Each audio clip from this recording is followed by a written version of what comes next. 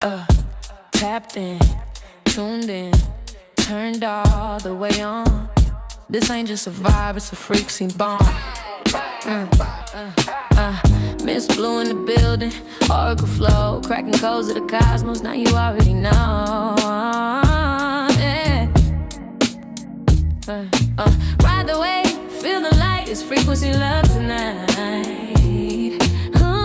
Ms.Blue gon' take you higher, burning truth with sacred fire.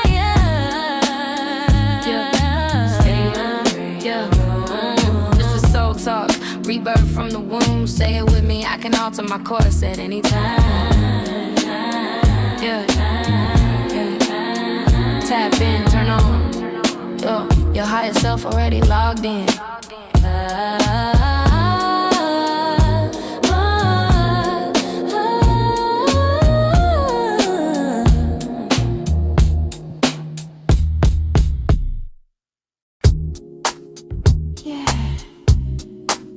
If you really want it, you gotta be it. As Ms.Blue has shared with the world, it's all about frequency. If you feel it, show it. If you want it, grow it.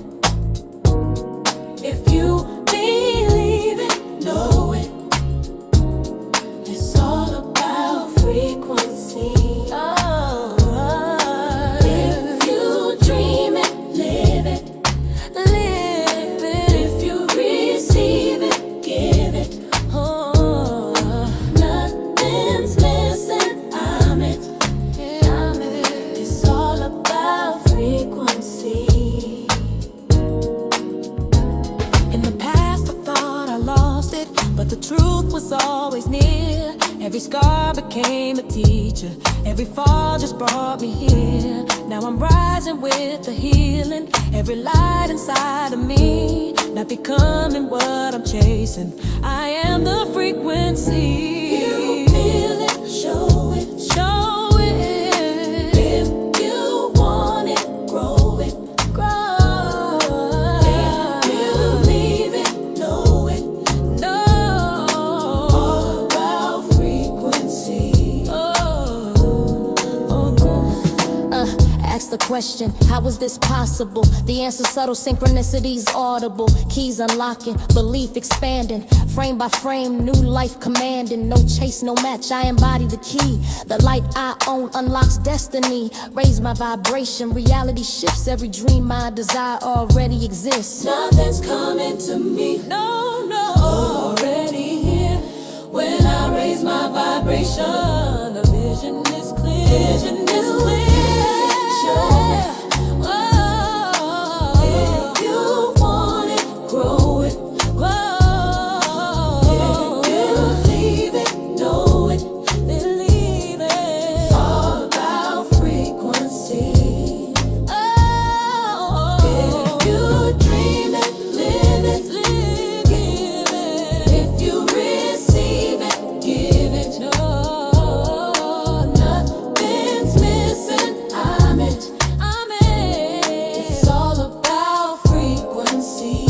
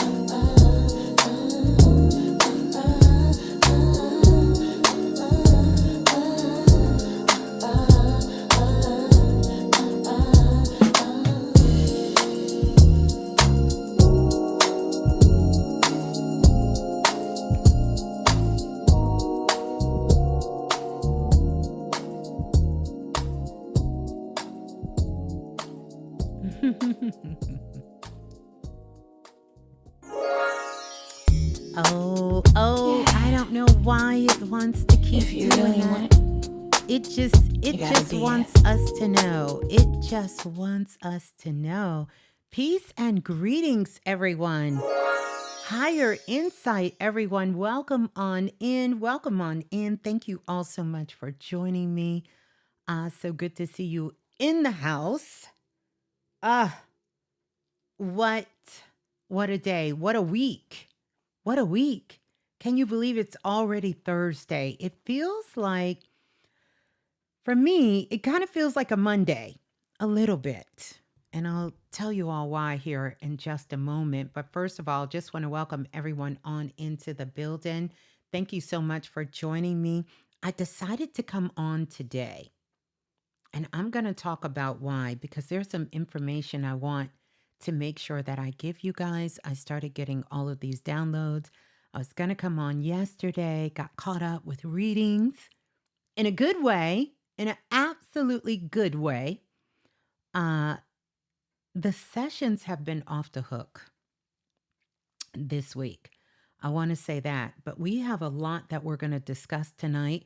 We're going to be talking about the great shift, which is nothing new. This is something that we've been talking about for a while. If you've been here, we've been on this ride, this wave for the last couple of years.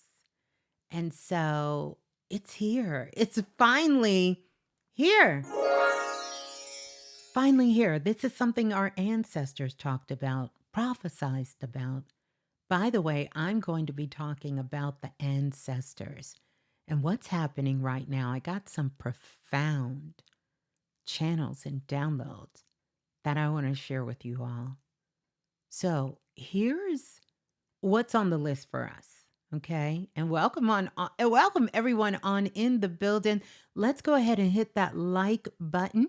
And by the way, some of you have told me that you're not getting the notifications. If you're not getting the notifications, then somehow you were unsubscribed. And so I want you to do me a favor and just check and make sure that you are subscribed to the channel. And that way you can make sure you can get the notifications, right? Because we want to make sure. And more than, let me see here. Let me see how many. I want to kind of get this number right for you guys. Yeah, more than 200 plus people, new subscribers, have subscribed to the channel in the last 28 days. And so I just want to welcome you. If you're new here, if this is your first time coming in, if you just recently subscribed to the channel, but you've been a new listener, I'm just excited to have you here with the Visionary Collectives. And feel free to come on into the room, into chat. They will make you feel welcome and right at home, no matter where you're tuning in from.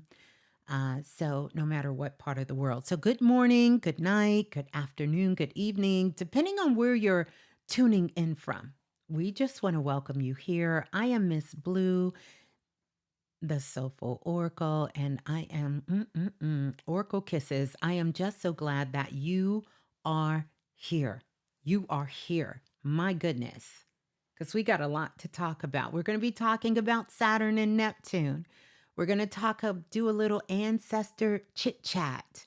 And I'm going to be talking about some more predictions. That's going to take us into April.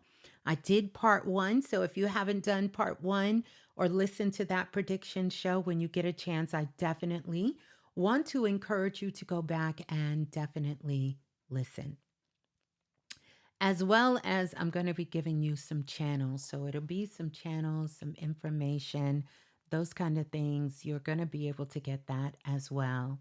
And yes, on this channel here, we have made it to 17K. And I'm so grateful. I'm so grateful. I'm so grateful for each and every single one of you. You know, one of my main focus is YouTube when it comes to social media. I think I am most comfortable here. I really enjoy this space. It's an opportunity to get to know you all and to share information and to exchange information here. And yeah, I love it. I love it here. So definitely want to welcome you all in. Let's get those likes up. More than 100 people tuning in. And we want to make sure the soul family is able to find us. We're going to dive in here tonight. I'm going to try not to be too long. But listen, what took me so long to get here? I was getting in the mothership here. I got 14 pages of notes. I don't think we're going to get to all of them, but I'm going to do my best to get us there. I want to welcome everyone on in. Also, let me know where you're tuning from, what city, what state, what country, what continent you're tuning in from. And also, if you're a first-time listener and you're just now joining us, we'd love to have you here as well. I want to start by saying this. Love is the only thing that's real here. It's so important because if I had to say there's a quote that sort of expresses the moment and how I feel and has been with me all on my journey, it's that love is the only thing real here. Love is the only thing real here. So, yeah, this is a lot of notes. I'm looking at them now, but it's definitely information for us to, talk about at this time and what's happening in the world. I want to give a big shout out to all of the dream makers in the building right now. We have officially crossed over into week 6 in the Dream Makers, Dreams to Reality. And I want to give a big shout out to everyone who's in Dream Makers over here. So glad to have you here, as well as I want to ring the bell for the Futuristic Activation Collective in the building, and shouts out to them. And then also, I want to ring the bell, of course, for self-invested, because once self-invested, always self-invested. And that's going to include everyone, all about frequency classes, any other galactic e-files, any other work here, any other shows here, any of that. I'm ringing the bell for all of us. And this is definitely the time to ring that bell. This is definitely the time to ring that bell. So before we talk about the world,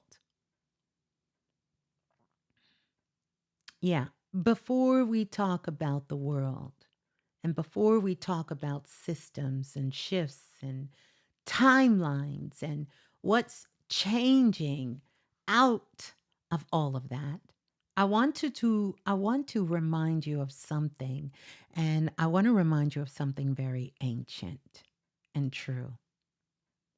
And I'm going to say it again. Love is the only thing real. You guys know that's been my tagline for more than 2 decades. Love is the only thing that's real here. Not fear, not control, not noise, not the stories that are trying to pull you out of yourself, right? Love. And when you love, and when love is the only thing real, then truth doesn't arrive to punish us. And this is so important. Truth is not arriving in this time to punish us. Truth arrives to free us. Now, we are in some interesting times, and I mean that in the deepest sense of the way. Times where illusion can no longer hold you, right? Times where what is false begins to feel heavy in the body, very heavy in the body. And times where truth starts calling louder than ever before. You can hear truth. You can hear truth. You can hear truth in the air. You can hear it in the atmosphere. So right now, this moment isn't necessarily about predicting your future. It's about helping you locate yourself inside the moment we're living in. Because where you are oriented, or when you're oriented, I should say, and when you're grounded, and when you're connected to love, you don't need to be afraid of change. And so if you have any fear in you of anything that is to come, I'm going to invite you in this moment to reconnect yourself to love.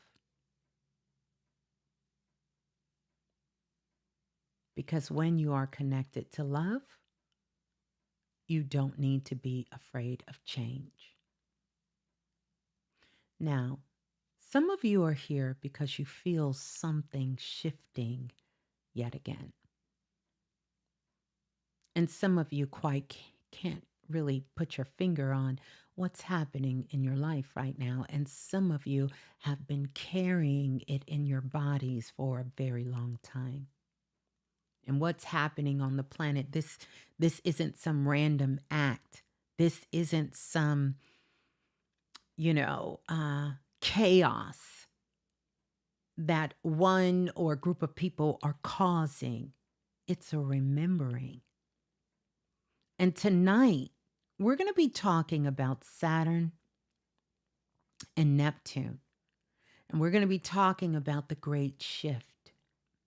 And we're also going to be talking about leadership and what that looks like in a year of sovereignty. We're going to be talking about embodiment, right? Last year was the year of the Great Awakening. It was the jump off. It was the kickoff moment of the Great Awakening. And now we're into, can you embody that ish? Can you embody everything that you are remembering? We're also going to be talking about that kind of awakening. And most importantly, something we talk about all the time here, very real, very raw. We're going to be talking about truth. Not my truth, not your truth, but the truth. Truth that spans across ancient civilizations. All cultures understand this truth, and they have echoed it throughout time and space. It has left its mark in the skies, in the seas, on the land, within our bodies, within our memories, and within our world. That truth. But we're going to do it from the only place that can actually hold it, right? Love. Love that steadies the nervous system.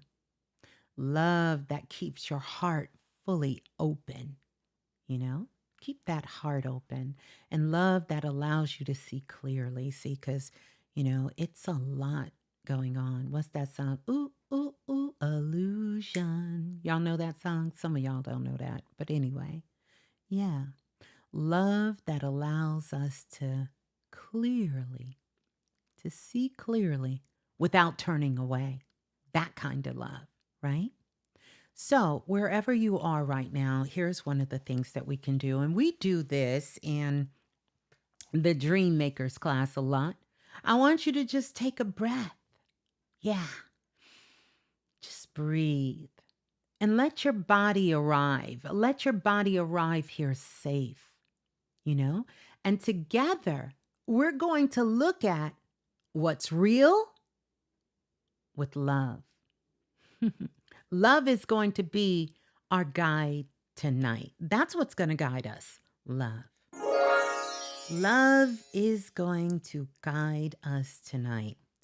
And in honor of that, I really want to hear this, and I hope it's okay. Let's see what it feels like to be a dream maker at this time. So we're going to listen to dream makers. I'm going to gather all these 14 pages of notes. My goodness, I just put it all down. I just put it all out there, and we're going to talk about it. All right? So I want to welcome everyone on in. Let's get those likes up, everybody. And this will be a great time to pull out a pen and a piece of paper if you got some downloads, any of that information to write it down. I want to give a big shout out to all of the divine priestess in the building, all of the All About Frequency practitioners in the building. Want to give a shout out to all of Self Invested in the building. You know, all of the Futuristic Activation Collective, no matter when you started, and just all of the light beings on the planet, you know, those soul shakers that are in the building. Yeah, welcome, welcome on in. Here we go.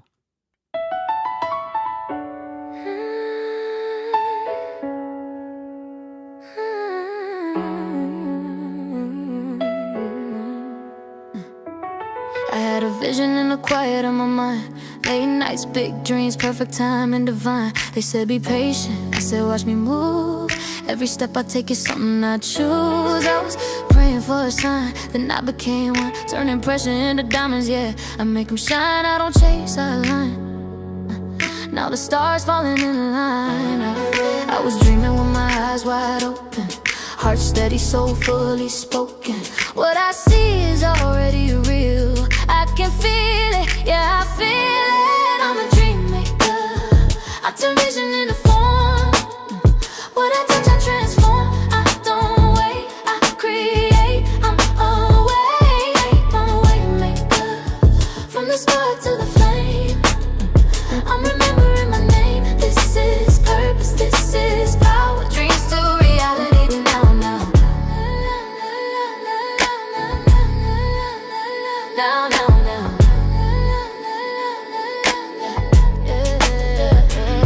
I walk through fire in designer faith.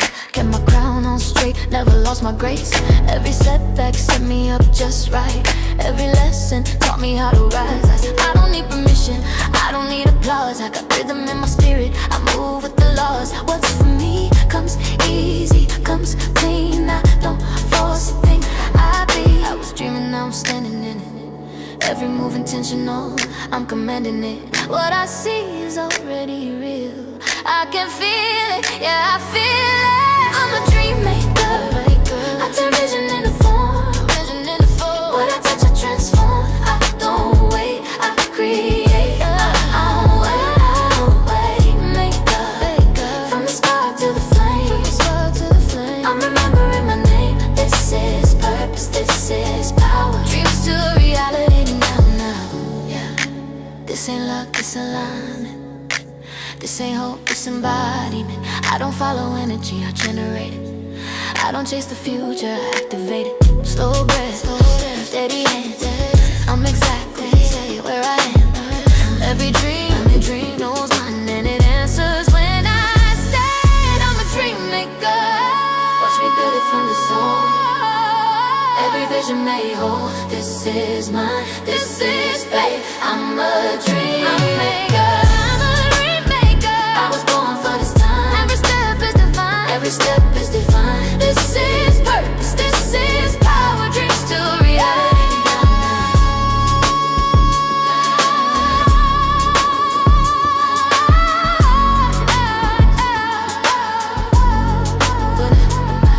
From vision to form, from dreamer to creator. From vision to form, from dreamer to creator.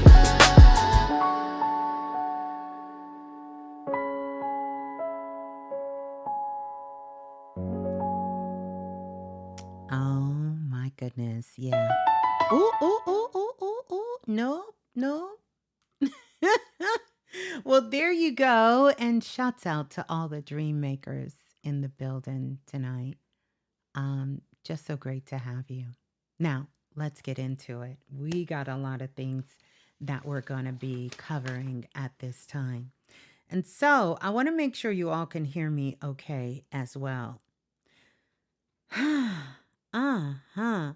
So the main thing that we are going to be dealing with, and you're going to hear everyone talk about this, which if you didn't hear the last show that we did about the solar eclipse, the rings of fire, definitely put that in your save list The solar eclipse, February 17th. Code, you definitely want to go back and listen to that because I will speak about during the solar eclipse time, based on your rising sign, how you can look at that and get a good gauge about where this is going to be activating, what it's going to be lighting up, what is going to be activated in your life at this particular time.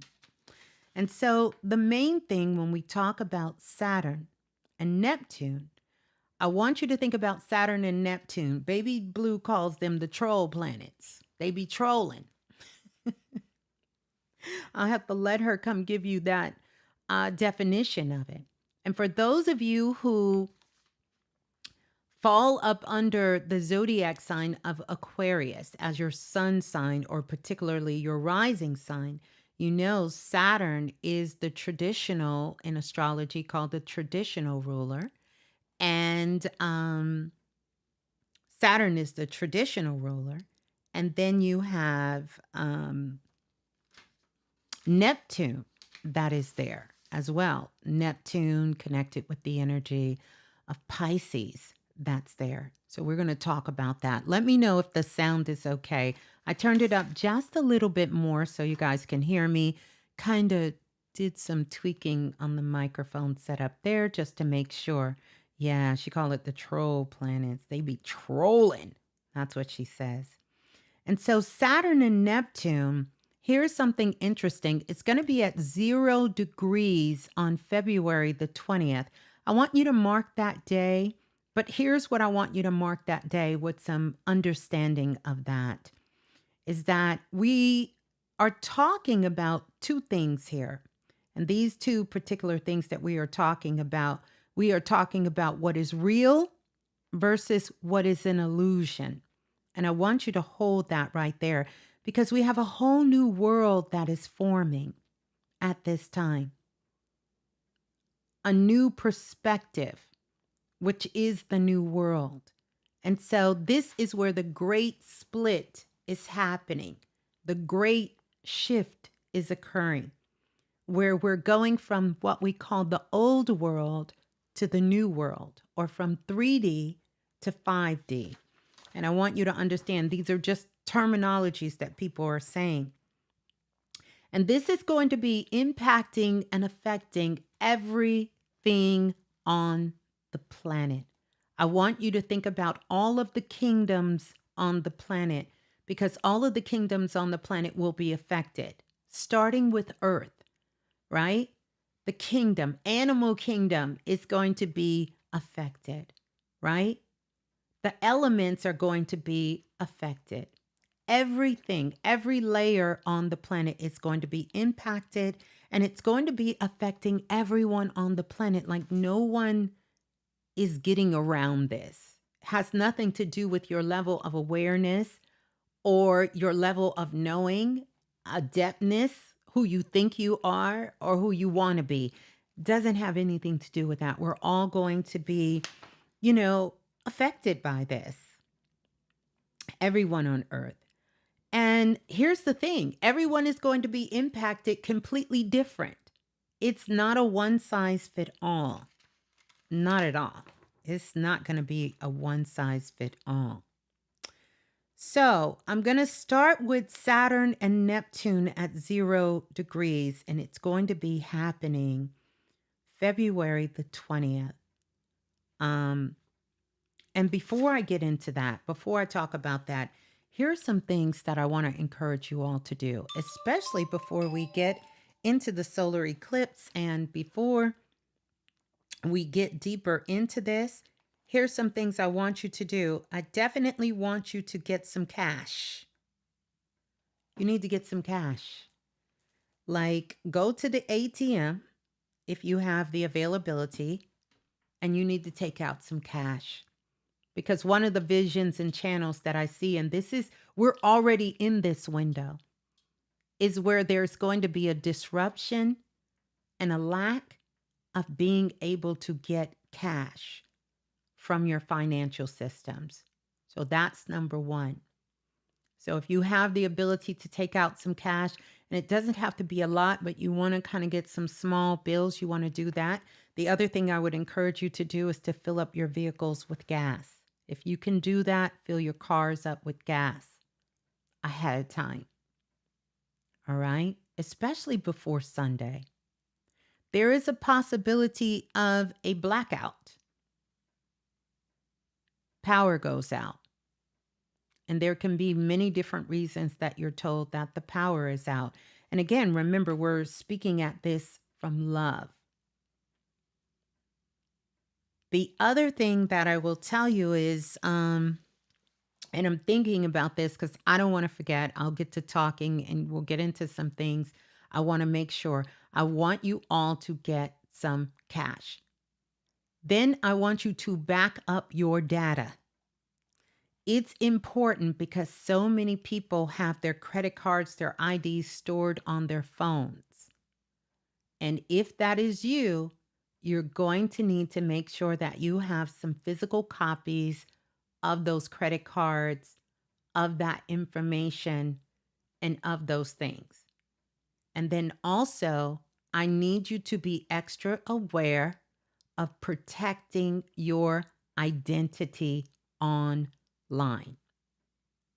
So if somebody slides in your DM and says they're Ms.Blue and asks you to send them some money because they have a message for you, they're lying. Okay? I'm just putting y'all on before it happens because it's coming. And not just for me, but for you too. Also, the other thing I want you to be very mindful of during this window, and we talked about this in Dream Makers class, things will go missing. Things will get lost. People, places, things, particularly when it comes to women. You want to make sure that you are aware of your surroundings. There is someone who knows where you are, and you're present where you are. So, just putting that out there. Make sure that you stay aware. This is the time where things can go missing. This is also the time you can lose things. Your ID, your credit card, your keys, your key fob, passwords, all of these things I need you to make sure you have. Back up your data. Do not rely on cloud storages. Things can get lost. Things can get missing. Back up your files. If it's important to you, back it up off of your devices and back it up off of your hard drive. You're going to want to do this extra precaution, which is something good to do every now and again anyway. I also want you to make sure that you slow down when you're writing text messages, sending emails, or any kind of correspondence, that you are double checking. And then you're also going back to check and make sure what you sent actually got sent and to the right person. Okay? Check. Communication is going to be a little willy wonky as we lock in and we ascend. So make sure you need to do this before the 20th. It's going to be a little longer than the 20th, but yes, you need to do that. Yes, I would recommend. So I wanted to tell you all that before we get into talking more about here and this 0 degrees that's happening on February the 20th. And so officially what happened is Saturn entered into Aries on February the 13th. Okay. Again, this is like the second time that Saturn is entering into Aries on February the 13th. Now, this is the new chapter. You know how you have a book? You might have been reading the book. You got a brand new book. You open it up. You read the introduction. You looked at the chapter pages and you read the foreword and maybe the note from the author. And you already read chapter 1, 2. Well, we're entering into a new chapter. So February 13th, mark it on your calendar. That's a new chapter officially. Okay. Now, Neptune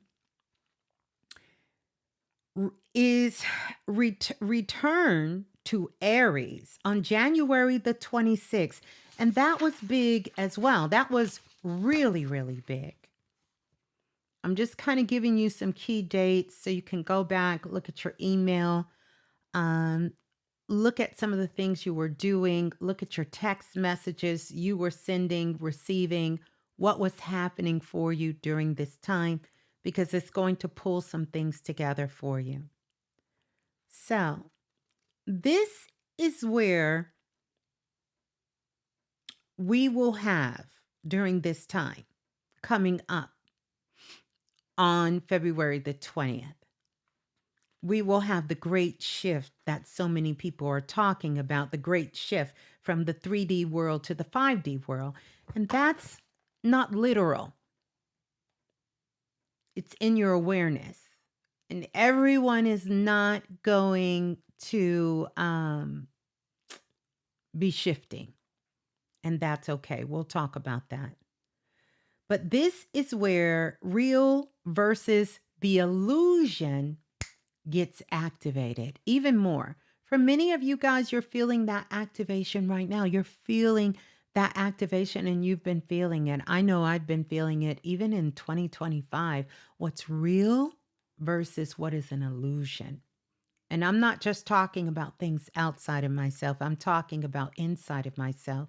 Because this awareness, and the reason why it's considered the Great Awakening, because it's not about just waking up to realizing what's fake in the world, what's an illusion in the world. It's about waking up to your greatness. That's the Great Awakening. When you can wake up to you, that's the real Great Awakening. The Great Awakening is not waking up to the world, right? It's waking up to understanding the greatness that is inside of you. And so we have a whole new world that is forming, and it's changing our perspectives, or at least it should. I know if you're here listening to me, it has changed your perspective of how you've seen the world has completely shifted. And I'm going to tell you why this matters. When I'm talking about Saturn and Neptune, the split, the old world, the new world, this is a rebirth. So you heard that terminology be thrown around. We're going through a rebirth. This is the rebirth of the new. Of the new. This is the rebirth. Okay?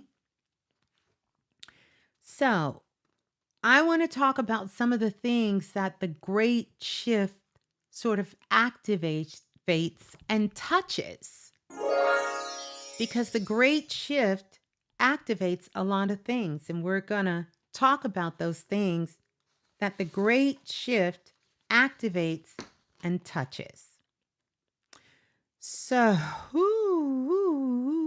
everything coming up with Saturn, and this has to do with Pluto, has to do with these subjects.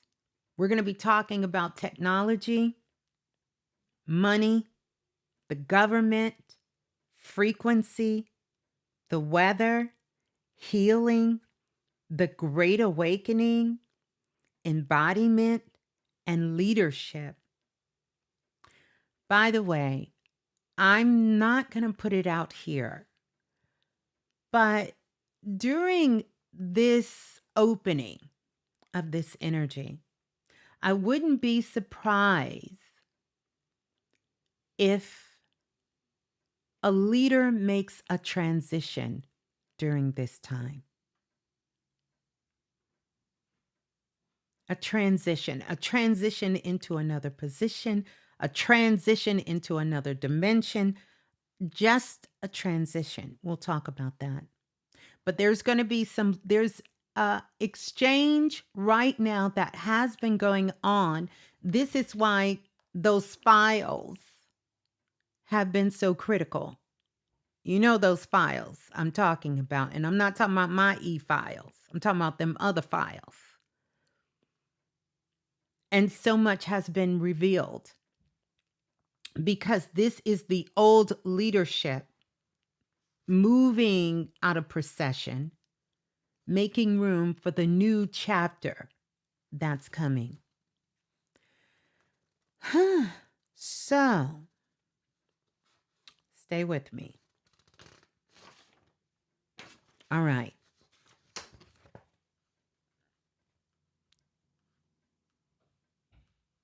So we talked about some of the things that the great shift is going to activate and everything that's coming up with that activation. I want you to know that what I'm going to give you, what I just gave you, this isn't a list. This is a system. And when one part of a system shifts, the rest doesn't have any other choice but to respond. So I want you to look at this almost like an ecosystem of everything that I told you. Money being the first thing. By the way, one of the predictions, I will give it here, and I talked about it in my 2025 and 2026 prediction, is that we will have a new currency that's going to be introduced that's going to be quite shocking. Some of the predictions I made about Bitcoin has already come full circle, but there will be more. And we're also going to understand where Greenland comes in to play and all of that ruckus. But money is one of the first places where truth will start to show itself. Listen, in the old world, money was built on belief. Belief in institutions, belief in agreements, belief in systems most people never actually gave any consent to. Not any consent. But in this shift, right? In this shift, where was I? Let me see. Let me stay focused. In this shift, like we never gave no consent to these things, but in this shift, money is being revealed as frequency, what it truly is. And what people believe, put it this way, what most people in the world believe have value, that is changing. That's totally changing. And when values changes, the system that manages the money has to recognize that people no longer value the same things. And that's why money feels unstable before it becomes honest. And so the truth of that is coming out. But I want you to know this is not the collapse, not in the month of February. No, this is not the collapse. But what's happening is that the truth is being uncovered and more of the truth is surfacing. It's surfacing. There will be another currency that is issued. I seen a whole vision and I was holding it. And the money looked completely different. This currency looked different. I'm not going to go into all of the nuances about what it is, but there will be a new form of currency that will be introduced, especially when we keep seeing the decline of not just money, not just Bitcoins going up, down, up, down, up, down, up, down, right? And I'm talking high ups and high lows, even when it comes to gold, even when it comes to silver, even when it comes to other proper precious metals. You see this going up, down, up, down. You see it going up and down. These are all indications of how this shift and changes is going to happen. And so next is technology. And I'm sure we've all seen this because we're on the fast highway with this technology. Technology is another place where truth can no longer hide. And one thing about technology doesn't lie. Because what technology does is it amplifies whatever it's built on. And we're seeing that with AI. We're seeing that with all of these different systems. So when systems fail, hear me close. When breaches happen, and there will be breaches, when blackouts occur, okay? And when things start falling from the sky, many of you remember that vision I had a couple of years ago, where it was all of these things falling from the sky, just falling, and it was falling, coming down. And what I came to understand it to be is to be satellites. Now, I really hope that this is one of my predictions that I'm wrong about, but I've seen so many things falling from the sky that look like satellites. And this was a couple of years back, and I kept having these visions of these things falling from the sky. Okay? What we're seeing is a mirror. So technology shows us exactly what kind of foundation we're building. And then we're going to talk about government, because this is a very sensitive topic here, not for those of us who are just in the northern hemisphere, but I want to say all over the world. Okay? All over the world. So first of all, I want you all to know this. Government isn't disappearing. But what is leaving is unchecked authority. And there is a big difference. Very big difference. Leadership structures are being tested. They're not being destroyed. They're being tested. And by the way, here's something else I want to tell you guys that I feel in my spirit. I talked about it in the prediction show as well, but I want to say it because it's coming up close, and I feel that we're going to get some legislation. We're going to get something, sort of a bill passed or some things happening, that the draft is going to be back in full effect. Primarily, it's going to be for males. Primarily, it's going to be for males in the United States for the armed service. And I'm going to tell you why. I was walking with one of my spirit guides, and they showed me a building. And I asked them, what is in that building? And they said, this is the building of...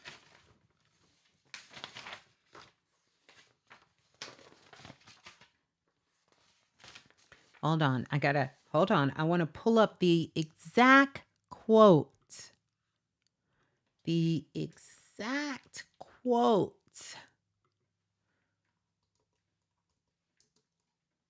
Let me get my notes. Sorry.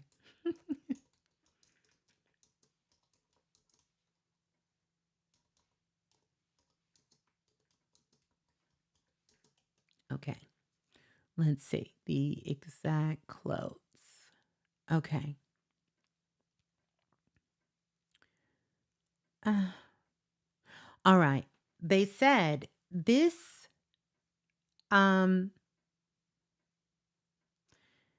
so here's what I want you to understand. It kind of twisted me up a little bit. But the Department of Defense, the DOD, I don't know if you know this, but that wasn't its original name. It was called the Department of War, and that existed from 1789 until 1947. And the role was straightforward: to manage the U.S. Armed Forces and overseas wartime operation. And then in World War II, the world changed. And so warfare was no longer just land battle. It was global. It was psychological. It was permanent. And it was technological. So it changed to the Department of Defense. But now, from my understanding, it is either going to be changing back or it has been changed back to the Department of War. Hold that thought. Hold that thought. I just wanted to bring that in there because we're talking about governments. So I feel the draft is going to be, from what I've seen in this vision, there's going to be an attempt to draft young men between a certain age group into mandatory services, which there are certain countries that do mandatory services. Korea is one. Quite a few countries do mandatory service. And if you are a male within a certain age group, then it's mandatory that you give your government 2 to 3 years of service. Hold that thought. I feel that there is going to be some sort of legislation that tries to come up to sort of push that. Okay. So right now, I don't think I need to tell anyone leadership structures are being tested, not destroyed, but tested. And one of the things about Saturn that I love, Saturn doesn't punish, but Saturn sort of reveals maturity. It pushes you to mature. It's going to pull that pressure on you. Or as Baby Blue would say, it's going to troll you a little bit. And here's the thing: any authority that cannot handle responsibility without fear, without illusion, without corrosion, has to change forms. Has to change. And we're getting to that. You're going to see more protests. You're going to see more walkouts. You're going to see more people taking their power back. And in fact, this whole Aquarian energy is about people having the power and recognizing their own power. And so a lot of things are being activated during this Aquarius season. Even though we are moving towards the age of Aquarius, we're not there. We're on that bridge, that golden bridge there, that people are doing that. And so these are some highlights here. The other thing is frequency. Now, everything I have named is being moved by frequency. That's why it's all about frequency. I had to say that little cheesy plug there, but it's all about frequency. All right. So, what is the power of frequency when it comes to the collective? Frequency decides What stabilizes? Frequency will show you that clear. It'll show you that. Frequency decides what dissolves, what escalates, and what calms. And that's why two people can live in the same world and experience totally different realities. Totally different realities. Same world, but they are seeing and experiencing the world completely different because of frequency, right? It's the one thing or one of the things that we have soul power over, which is our own frequency. The great shift isn't external first. It's reciprocal. It has to happen within you first. It's not external. It's not. I also want to talk about this subject. It's dear to my heart here. It's healing, because we are in the midst of a great shift when it comes to healing. Healing is changing drastically. Drastically, healing is changing. And so it's so drastic that instead of, in the old world, we would ask, so what is wrong with you? And now, as we move more into embodying our sovereignty, the new question is, what did you forget? Because it's giving the power back to you from within. Because all healing occurs from within. And this is why frequency healing is on the rise. And this is why ancestral healing, you're going to hear a lot about this talk of ancestral healing on the rise. It's returning. And this is also why embodiment matters more than ever. And so I've been saying this for more decades, but I really would love to just anchor this here. Healing is not about fixing.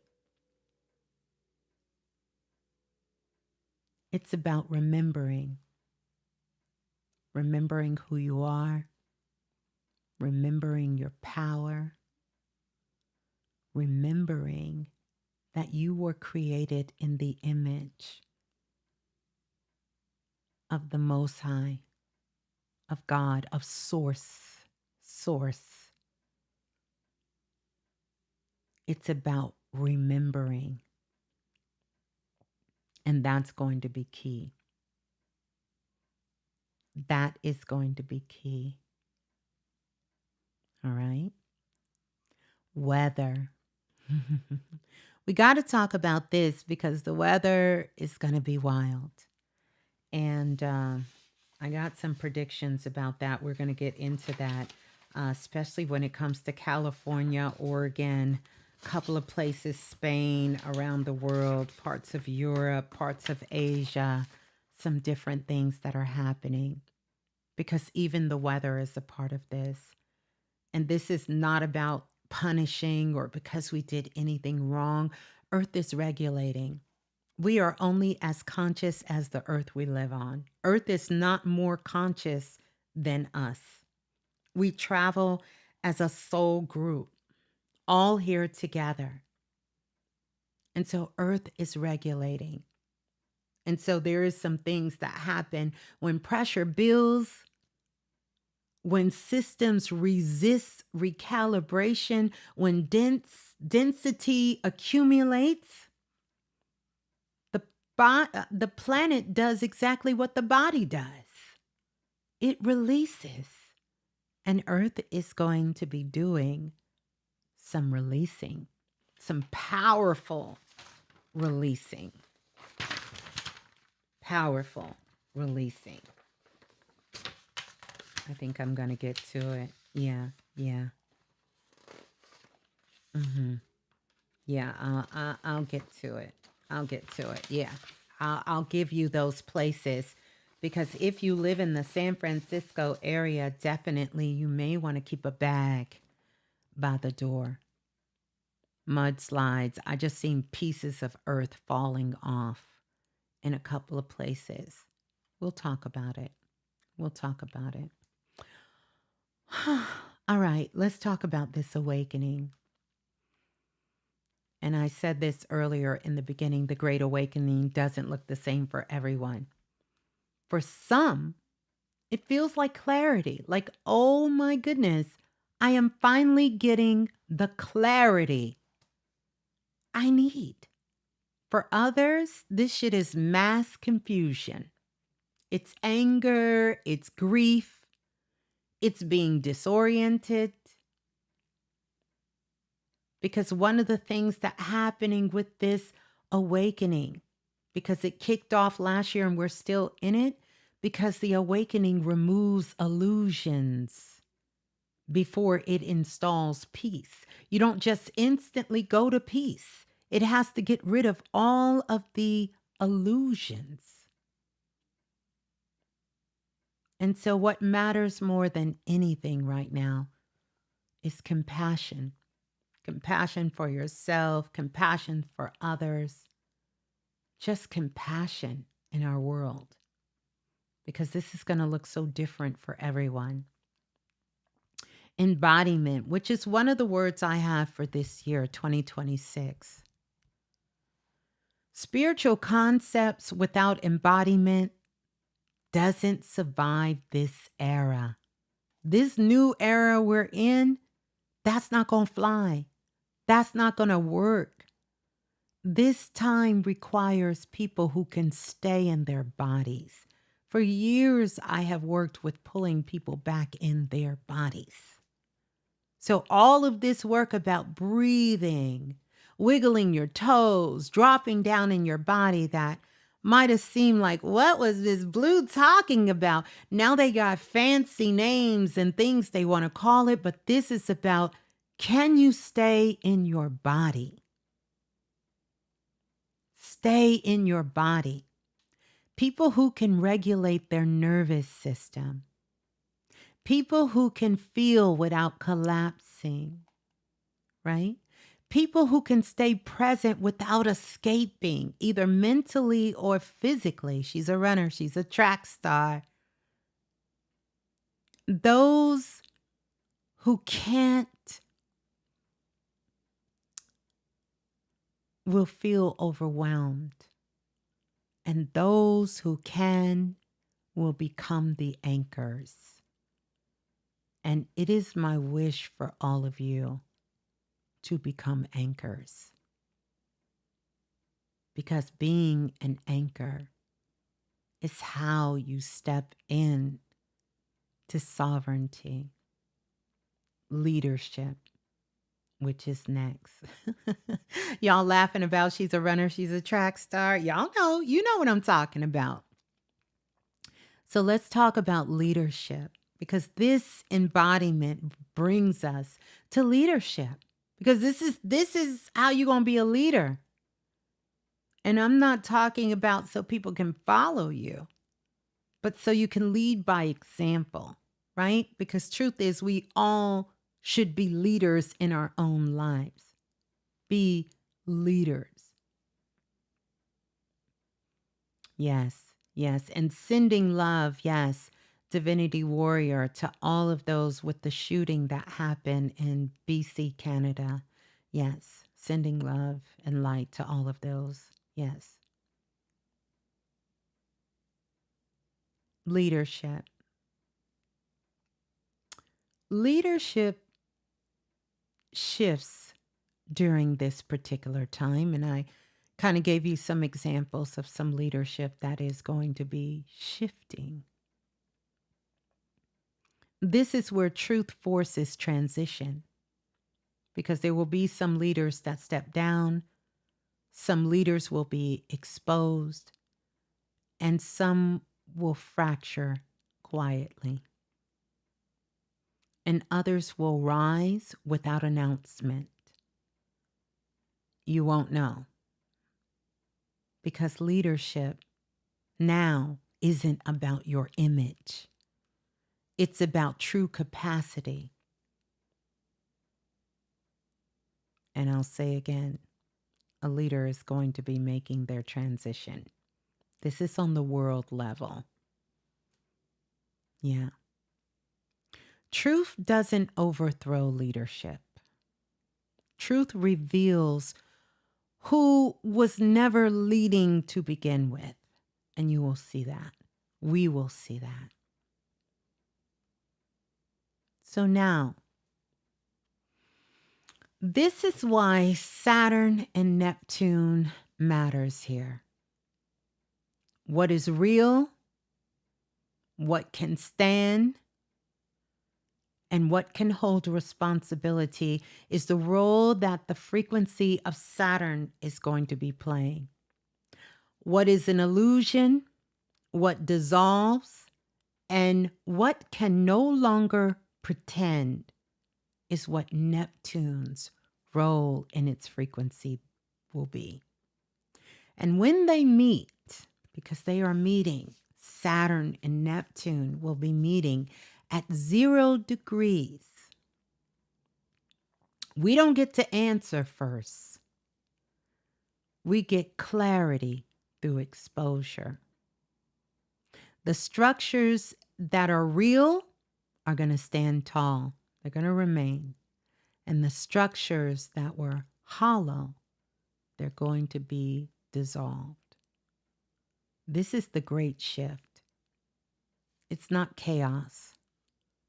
It's truth recognizing reality. That's what it is. It's just truth recognizing reality. We're going to keep moving. Where are we? Where are we? Because we done did healing. We done did embodiment.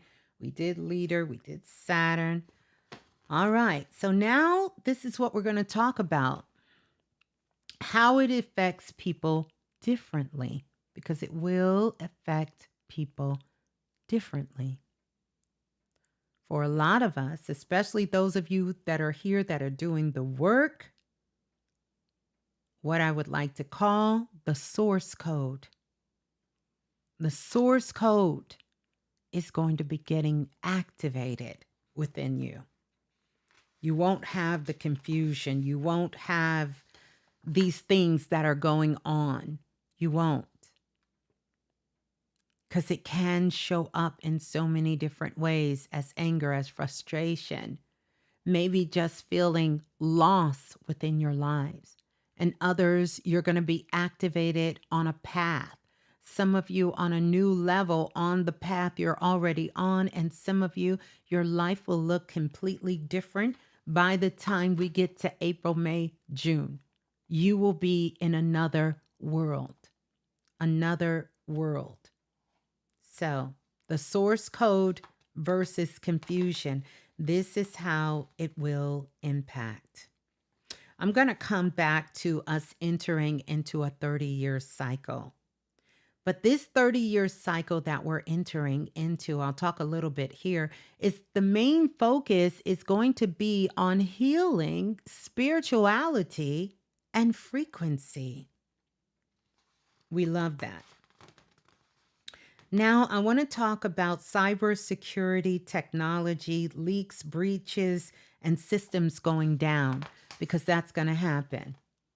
Oh, that's going to happen. Anyone who works in that field, these are going to be big fields that are coming up. Big, big, big, big fields that are coming up that people are going to want to engage themselves into. I'll come back to that. I got to talk about Black history because this is going to be significant of where we're going. So the big fields going forward is everything dealing with healing. Everything dealing with healing. So if anybody, any of you here wanted to do anything dealing with healing, dealing with spirituality, by the way, there will be some new spiritual systems that come to the planet, new religions. And I say that, and I know exactly what I'm talking about when I say that. Yes, that person you just put in there, to Tunnel ATL, already mentioned it. That's one that I see. And there's another person as well that I'm almost sure that that person probably won't make it at all. But there's another person that's also on there as well. So if you live in the UK, you guys will be feeling that as well. But here's what I want to tell you. If you do anything in the healing arts, the healing fields, I don't care if it's through cooking, through food, through hugging people, through shaking hands, through working with children and babies, it's time that you begin to start working. It could be through fashion, through the arts. By the way, my goodness, where is my note? Anybody, absolutely anybody who does anything creative and in the arts, I want you to write this date down. I hope I have it with me. I may not have it with me, but I think the date is the 20th, the 21st, and the 22nd. You absolutely need to put your work out in the world. Put it out in the world. You're doing anything with art. Anything with art. You need to, let me help somebody here. We don't do spam. I know we busy over here, but we don't do that. Yeah, we don't do that. All right. So yeah, you definitely want to put your artwork out into the world.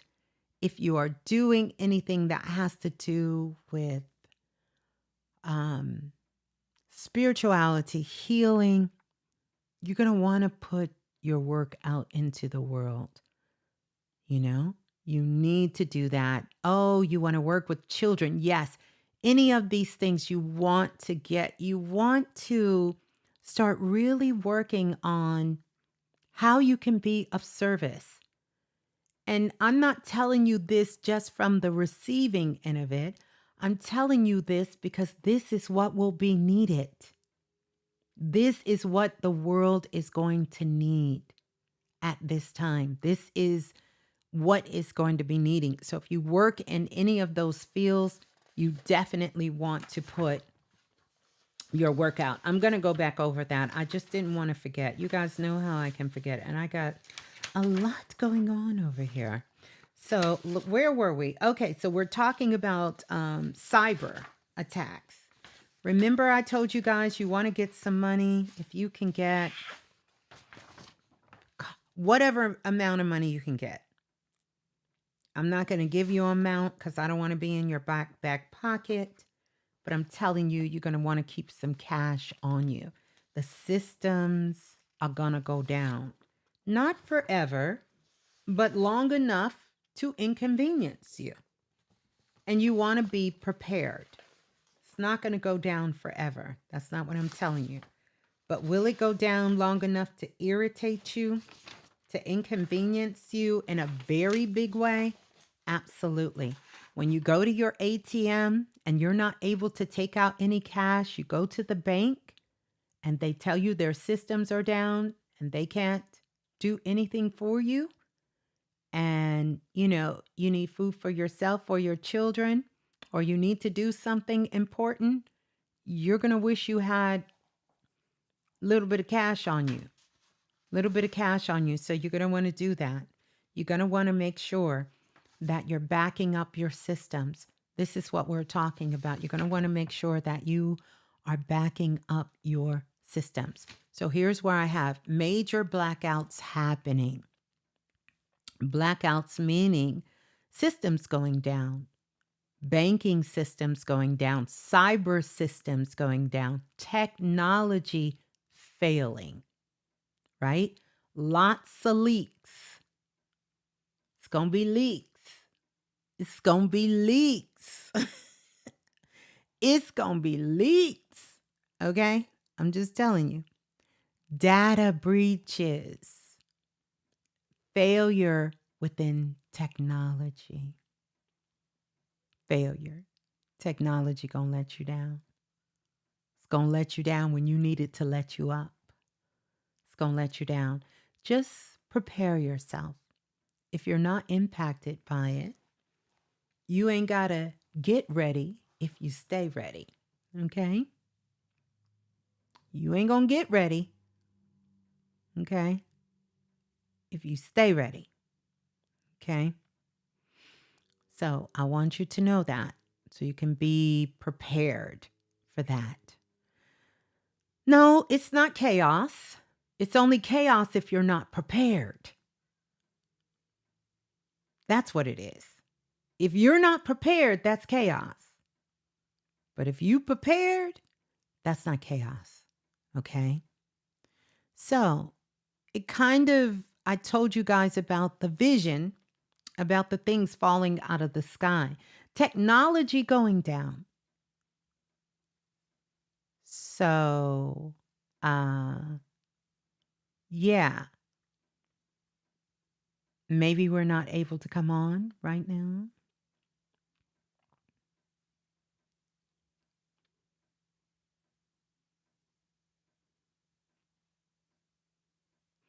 The message from your ancestors. You know what? You know what? Ooh, let me get out of chat for right now. Oh my goodness. Then that didn't come from your ancestor because your ancestor would never tell you that. I think that came from your mind. And a lot of time the mind, we're going to get to that mind because that mind is running buck wild right now. That mind is trying to take y'all and some of y'all into places. But I want you to understand that. So this is what I'm telling you.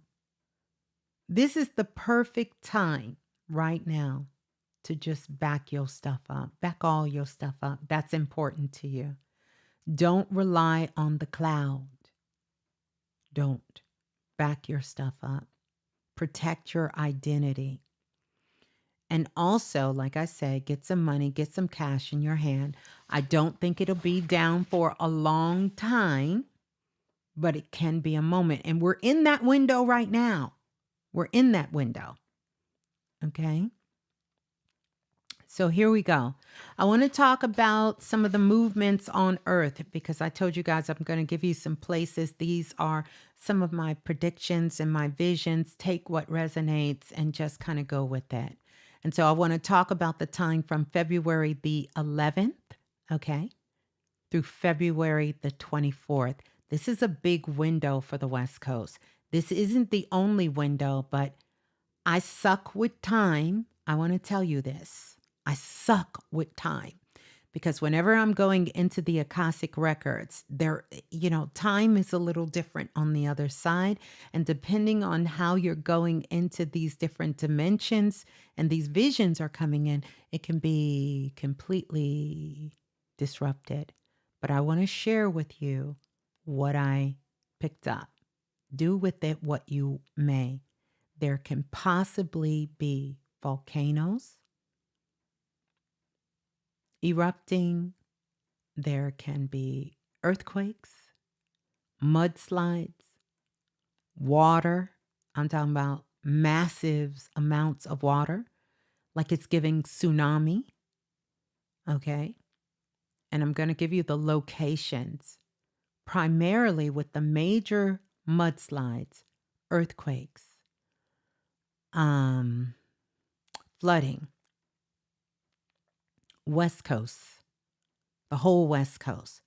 But some of the places I was able to hone in on and check with some of my other channelers and things that we have kind of collaborated on, places like San Francisco, Oregon, Hawaii.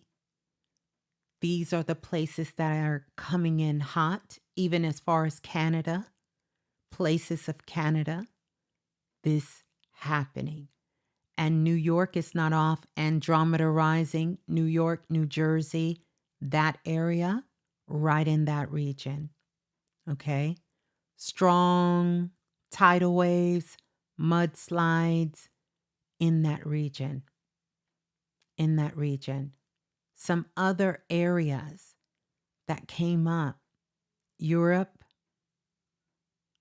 more southern Europe, like France, Portugal, Belgium, the Netherlands, parts of Germany, and Spain. Yeah, yeah, yeah, yeah, yeah. Okay. So those are some of the hot zones that I seen.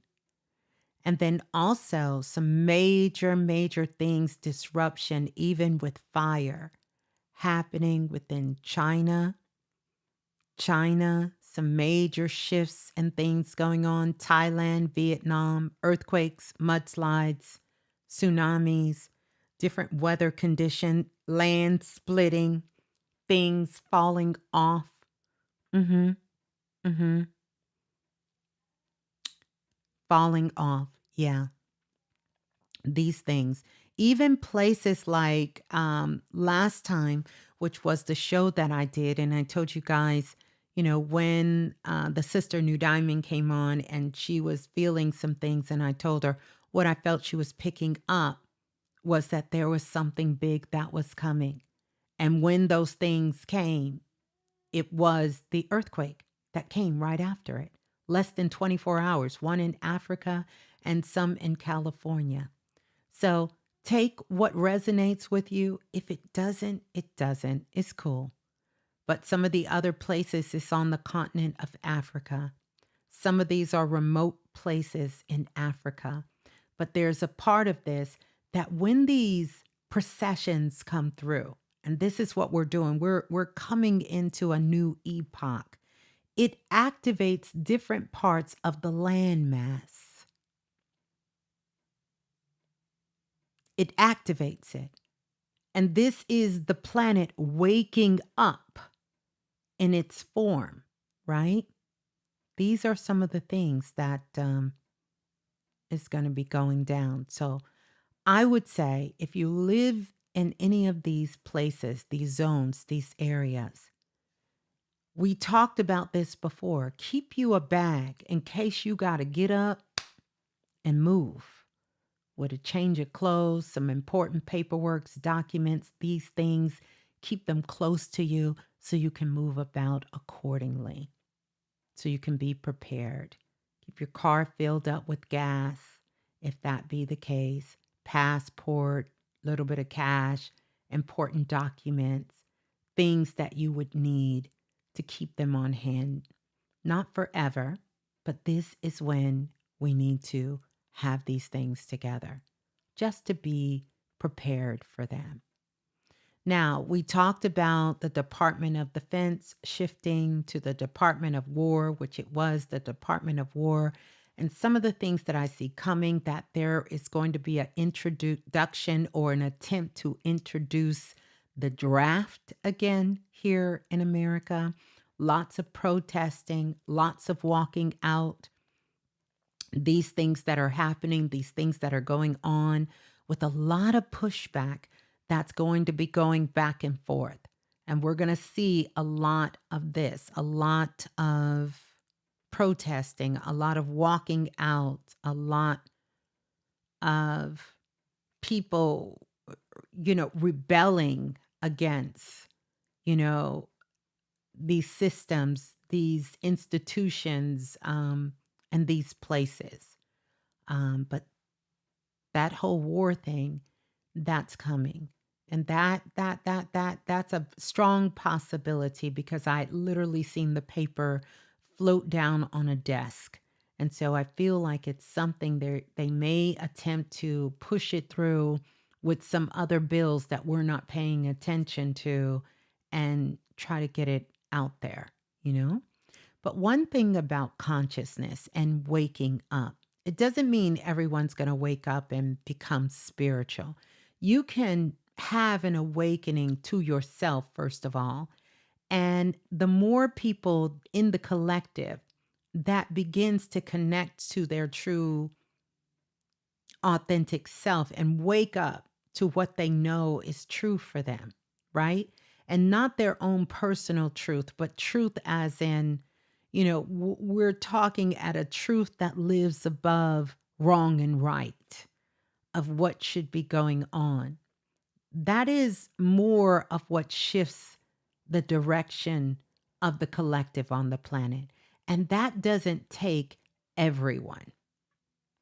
Okay? It doesn't. And by the way, some of those places like going towards Thailand, Asia, those Asian, China, Japan, Thailand, Vietnam, those places, I would recommend not to travel in those places if you don't have to until we get to like April. It's going to be a little tricky out there. And we might even have one of those 9/11 situations going on. The atmosphere is just so heightened for it. And I definitely really hope I'm wrong. And I don't do a lot of hoping. But yeah, okay.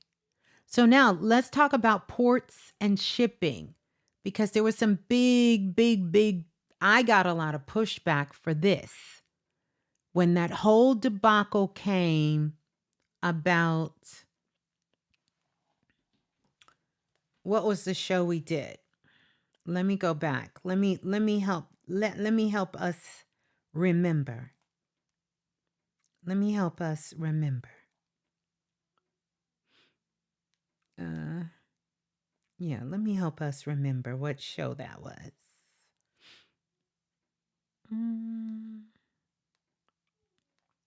Y'all know the show I'm talking about.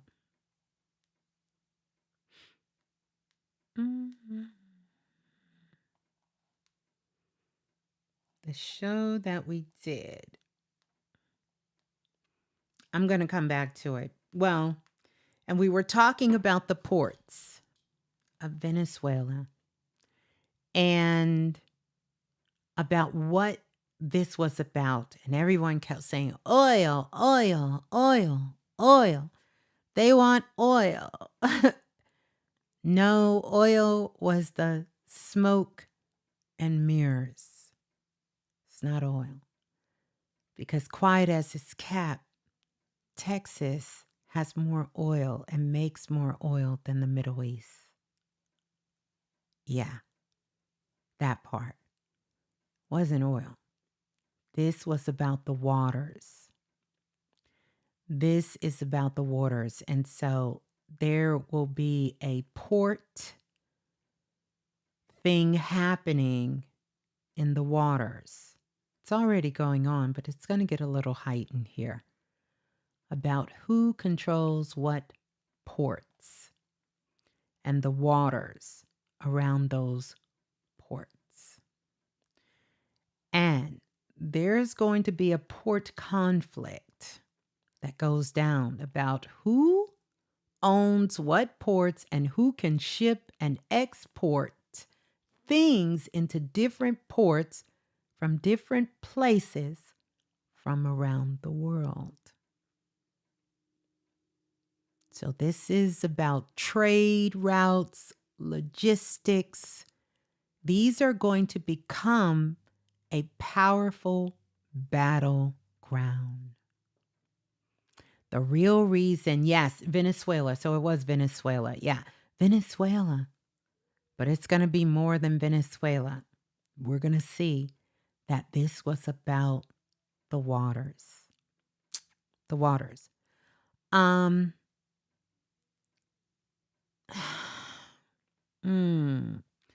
I could say more about that. Oh, and another. Yes, the video was called What Everyone is Missing About Venezuela. And if you haven't watched that, please go back and watch that. It was very emotional for me. I wonder if I've been there in the past life at some time, because it was very. Yes, Thailand is another place on the list as well. But listen, There's going to be some activity in the Bermuda Triangle, as well as we're going to discover another area that's kind of like the Bermuda Triangle. They plan on building a port near Tampa, which for centuries have been sacred land. Yes. Florida is another one of those ports. It's going to become very important. A lot of activity that's happening there. Yeah. Mm-hmm. Mm-hmm. So, the message I will tell you all for us in this month of February. This is a month to be good to each other. This month of February. February is really our new way of being. So if you thought about shifting your identity, because this is what we all are coming into, we're shifting our identities, who we thought ourselves to be or who we understood ourselves to be, is to shift our identity. We're shifting identities right now in a profound way. Okay? It's time for you to start that new way of being because the walls are coming down and there's a cleansing that's happening. There's a new beginning that is happening. Collective power is coming to surface.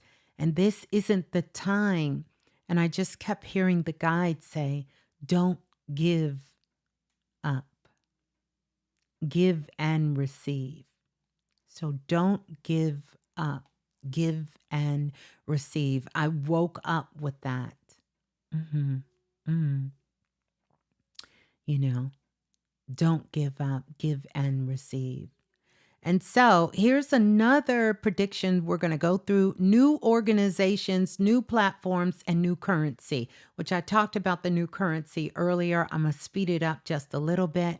There is going to be a new organizations that are formed. And we will find out about these new organizations that's going to be formed.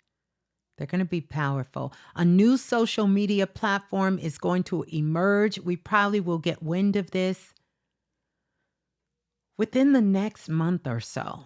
It's already being built now. It hasn't been released to the public, but it will. A new currency is going to be introduced, and it's not something we already know. It's not.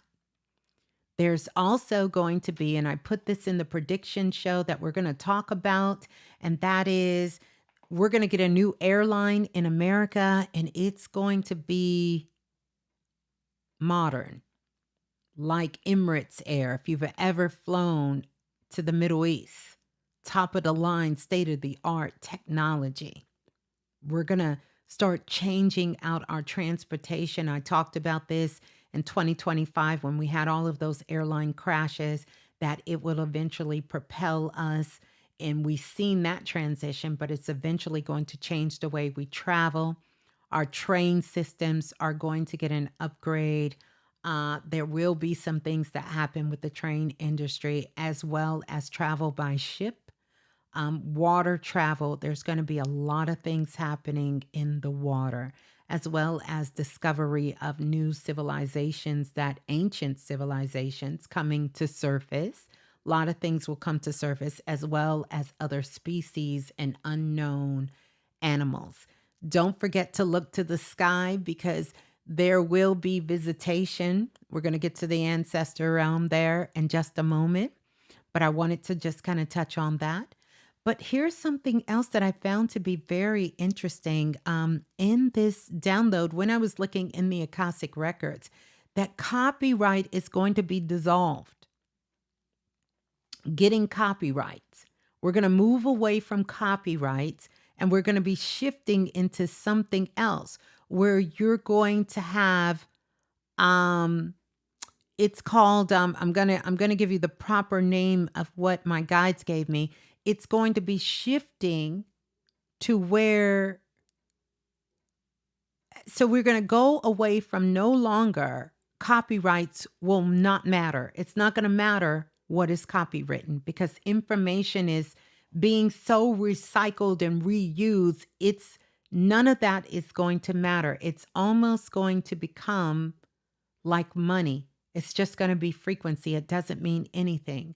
But what is going to take its place is you will be able to have ownership of your voice, ownership of your face, ownership of your body. Hear me. I seen this. Ownership of your face, ownership of your voice, and ownership of your body. That's going to matter more than copyright. So people will no longer be attempting to copyright any kind of information or things. Not that that still won't be there. It's not going to matter. It's going to be more about ownership of your physical body. Like no one can do anything in my likeness of me, Ms.Blue, or my voice. You can't have ownership. I keep ownership of my voice. I keep ownership of my body. You can't take that. How we look, our bodies, our voice, ownership, our physicality, our humanness, even ownership of how you walk.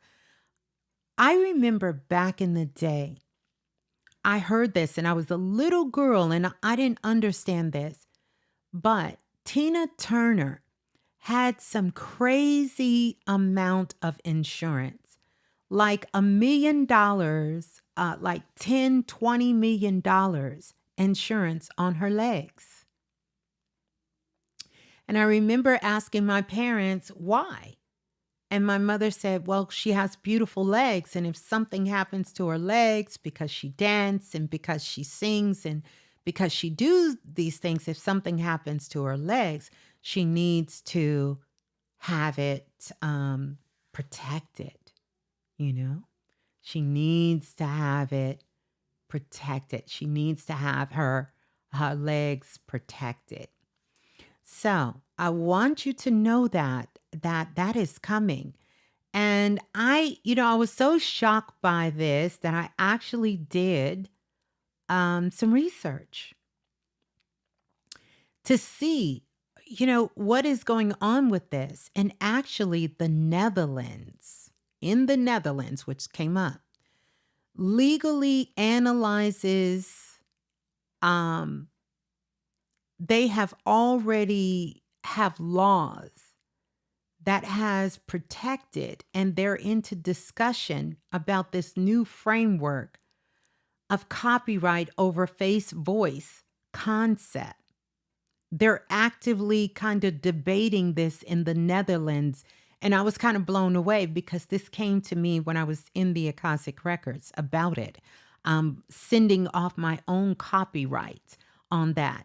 Like Mariah has insurance on her legs too. Like a lot of stars, some of them had insurance on their voice.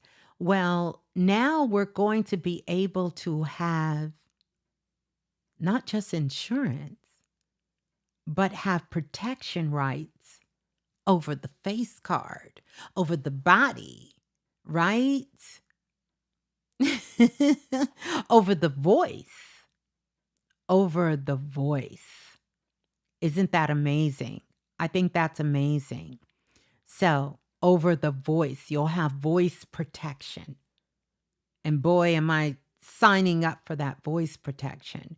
Having voice protection, having face protection, having your body protected. These things, that's going to be some hot tea, that goes on. Mhm. Mhm. Mhm.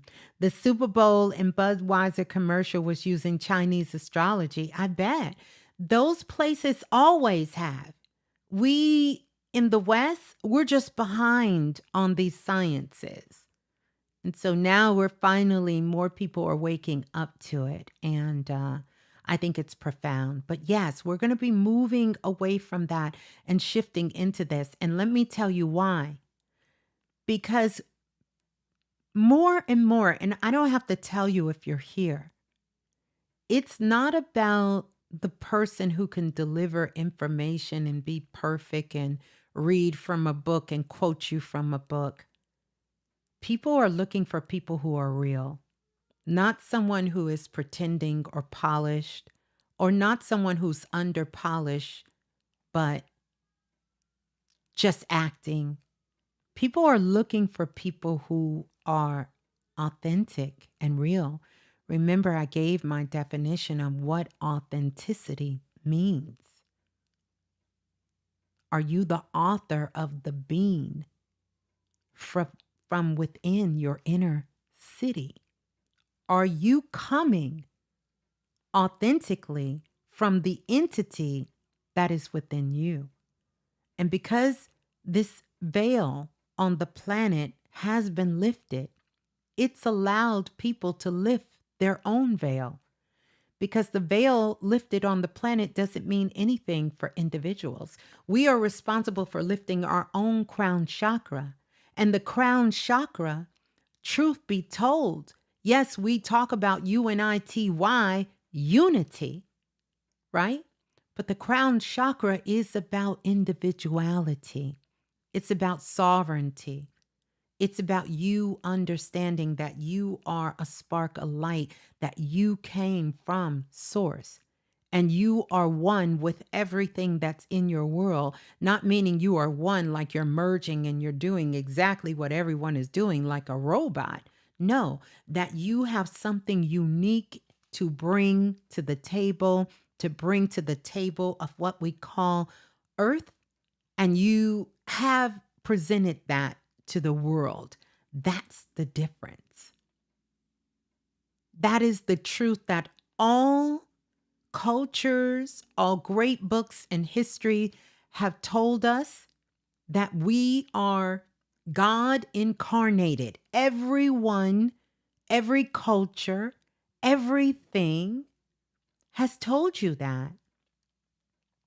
Has told you that. Everything has told you that.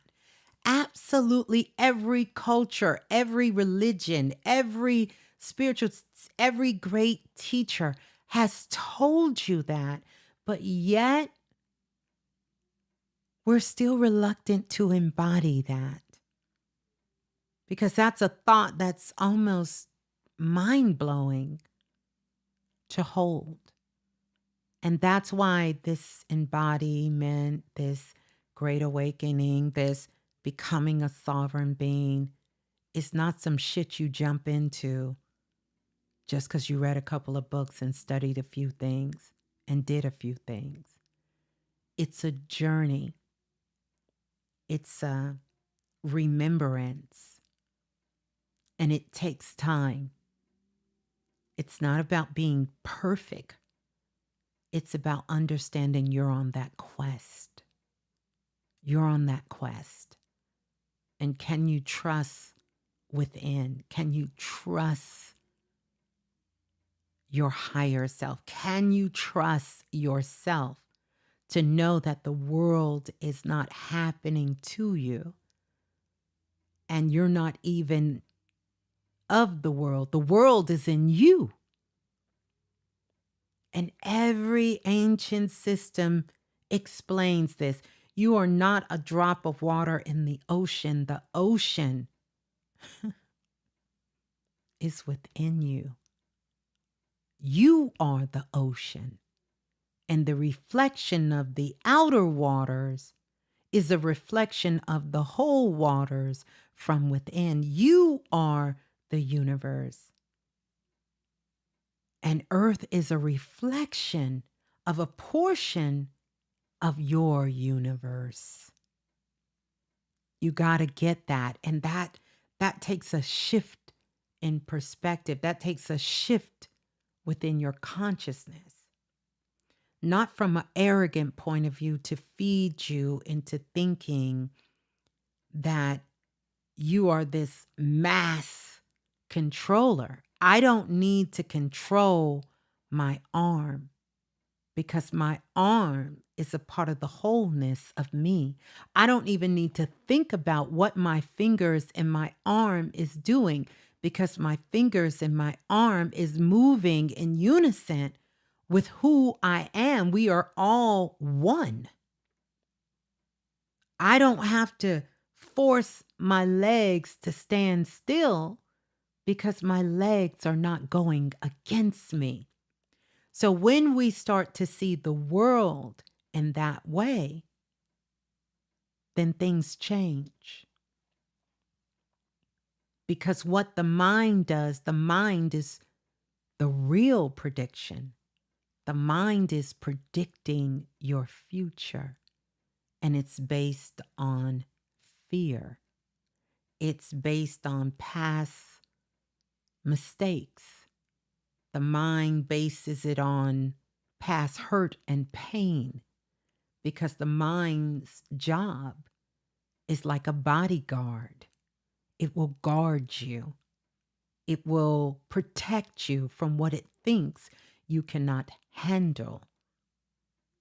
And if you do not take complete ownership over thyself, then the mind will continue to lead you. And here's the thing, the mind uses your sensory looking for low vibration. And so it will always bring you the worst case scenario.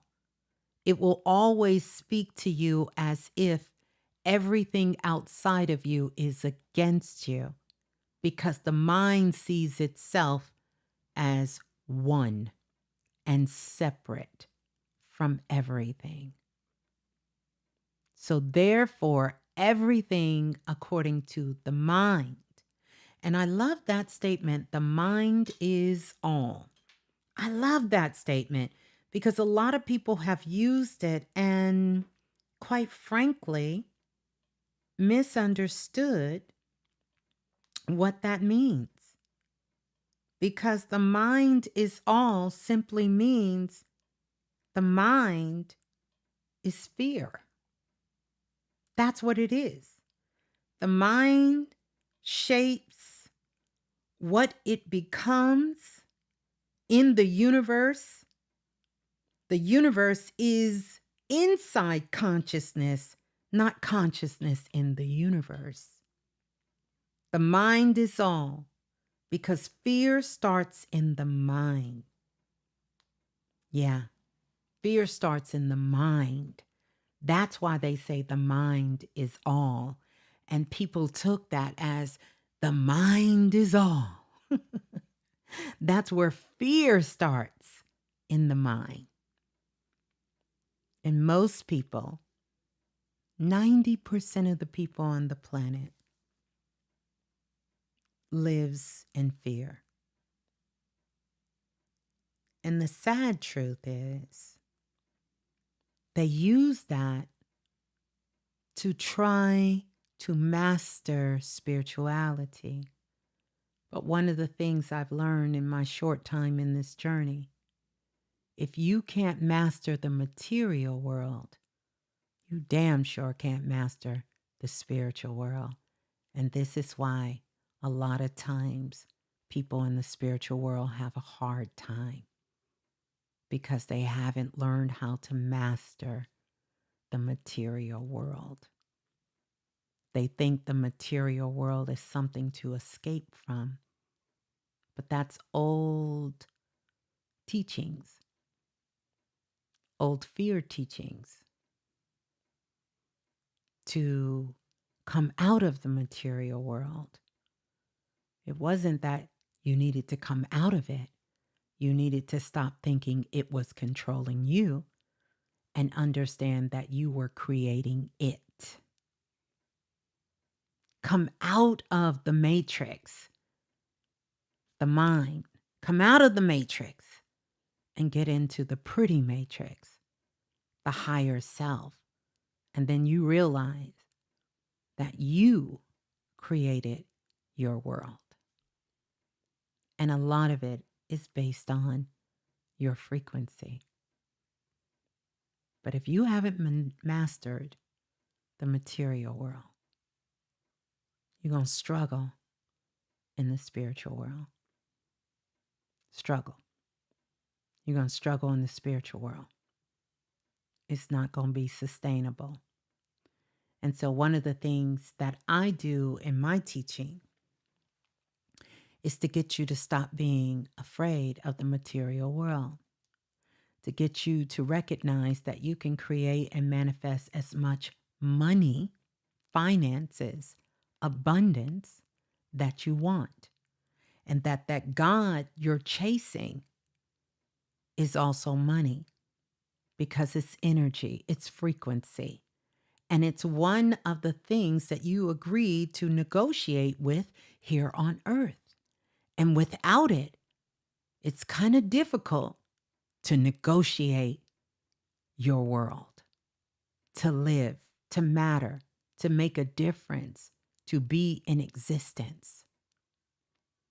And so I challenge those of us on the spiritual path that we don't walk around anymore in this new chapter with poverty within consciousness, because we got work to do, and we made an agreement here that we would agree to use currency. We want to do all of these amazing things, open up all of these centers, heal people, educate people, teach people, and don't have the material world.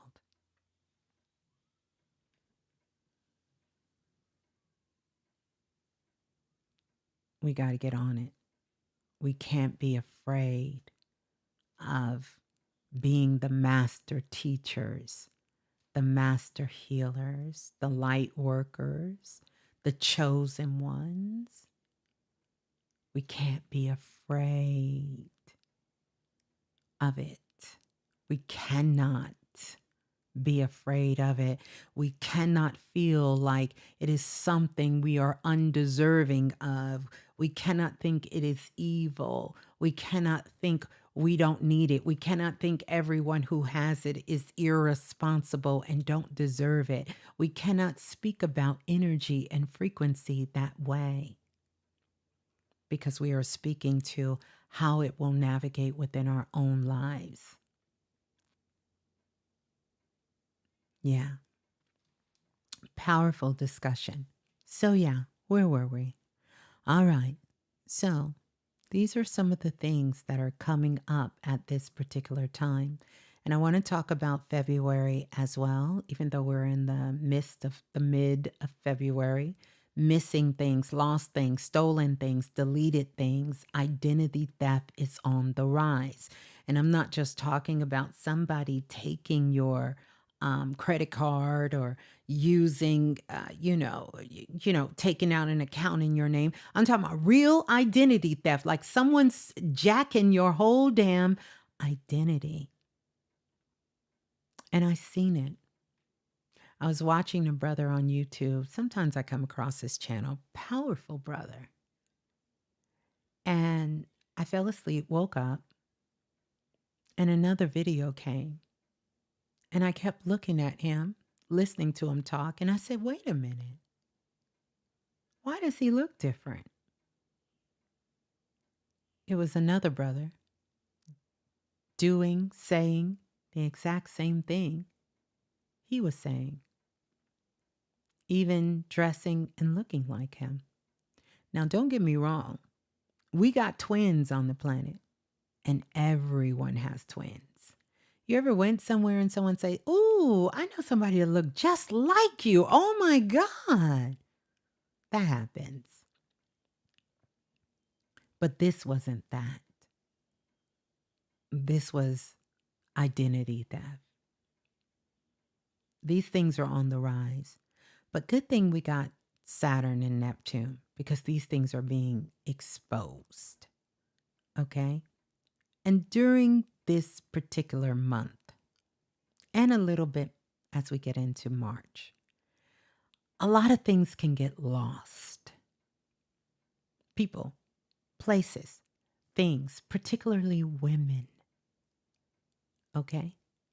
Women. So, sisters, people need to know your whereabouts. Okay? Don't park in parking lot D, and leave out a parking lot A, walking to your car. Got it? Let people know.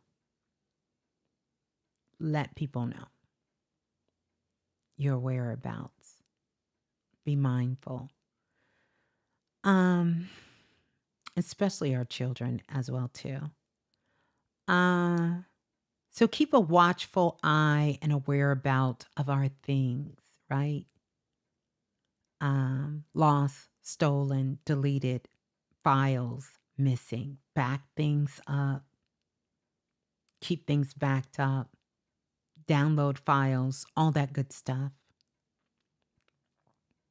Making sure your identity is secured, passwords, all kinds of things. Identity theft is going to be up, not just for the year, but really moving forward.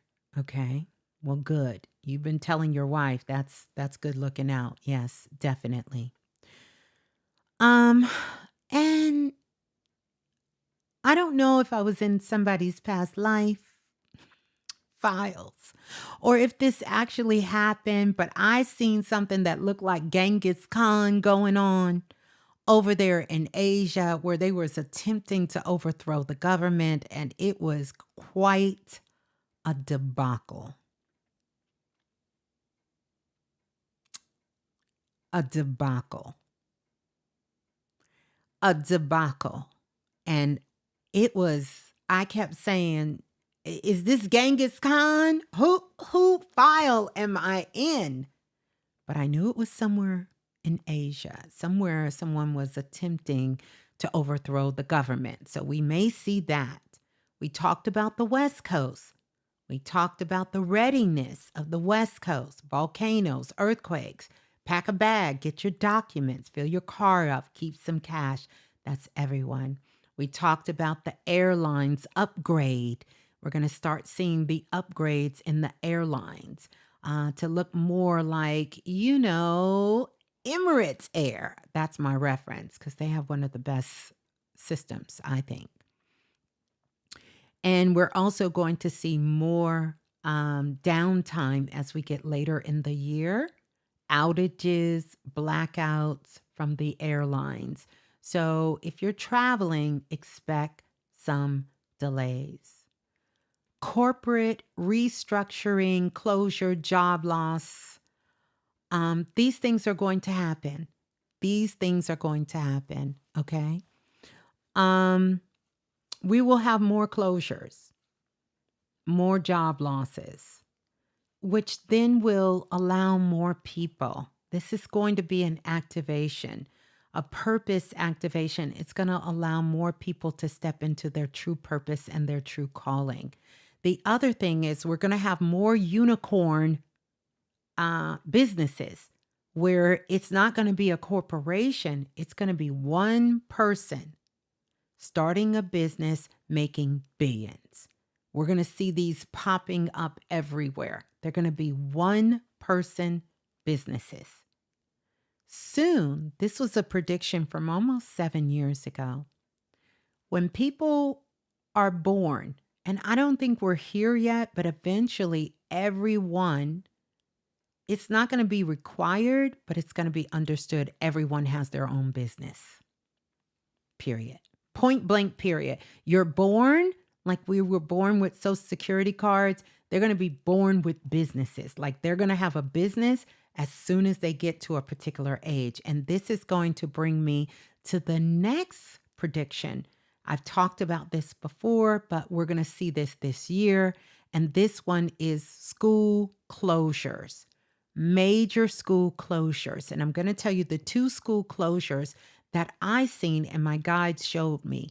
Middle schools are going to close and shut down first.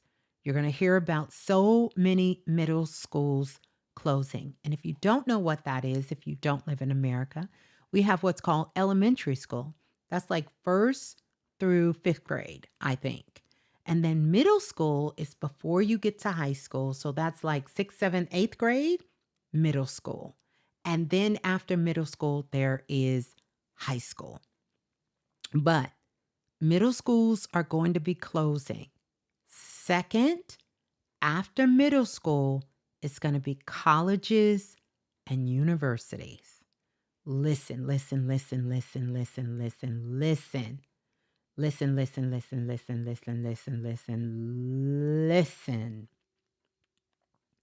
Listen, listen, listen, listen, listen. I love what Sheila said. No more upper, middle, or lower class, only business class. Facts.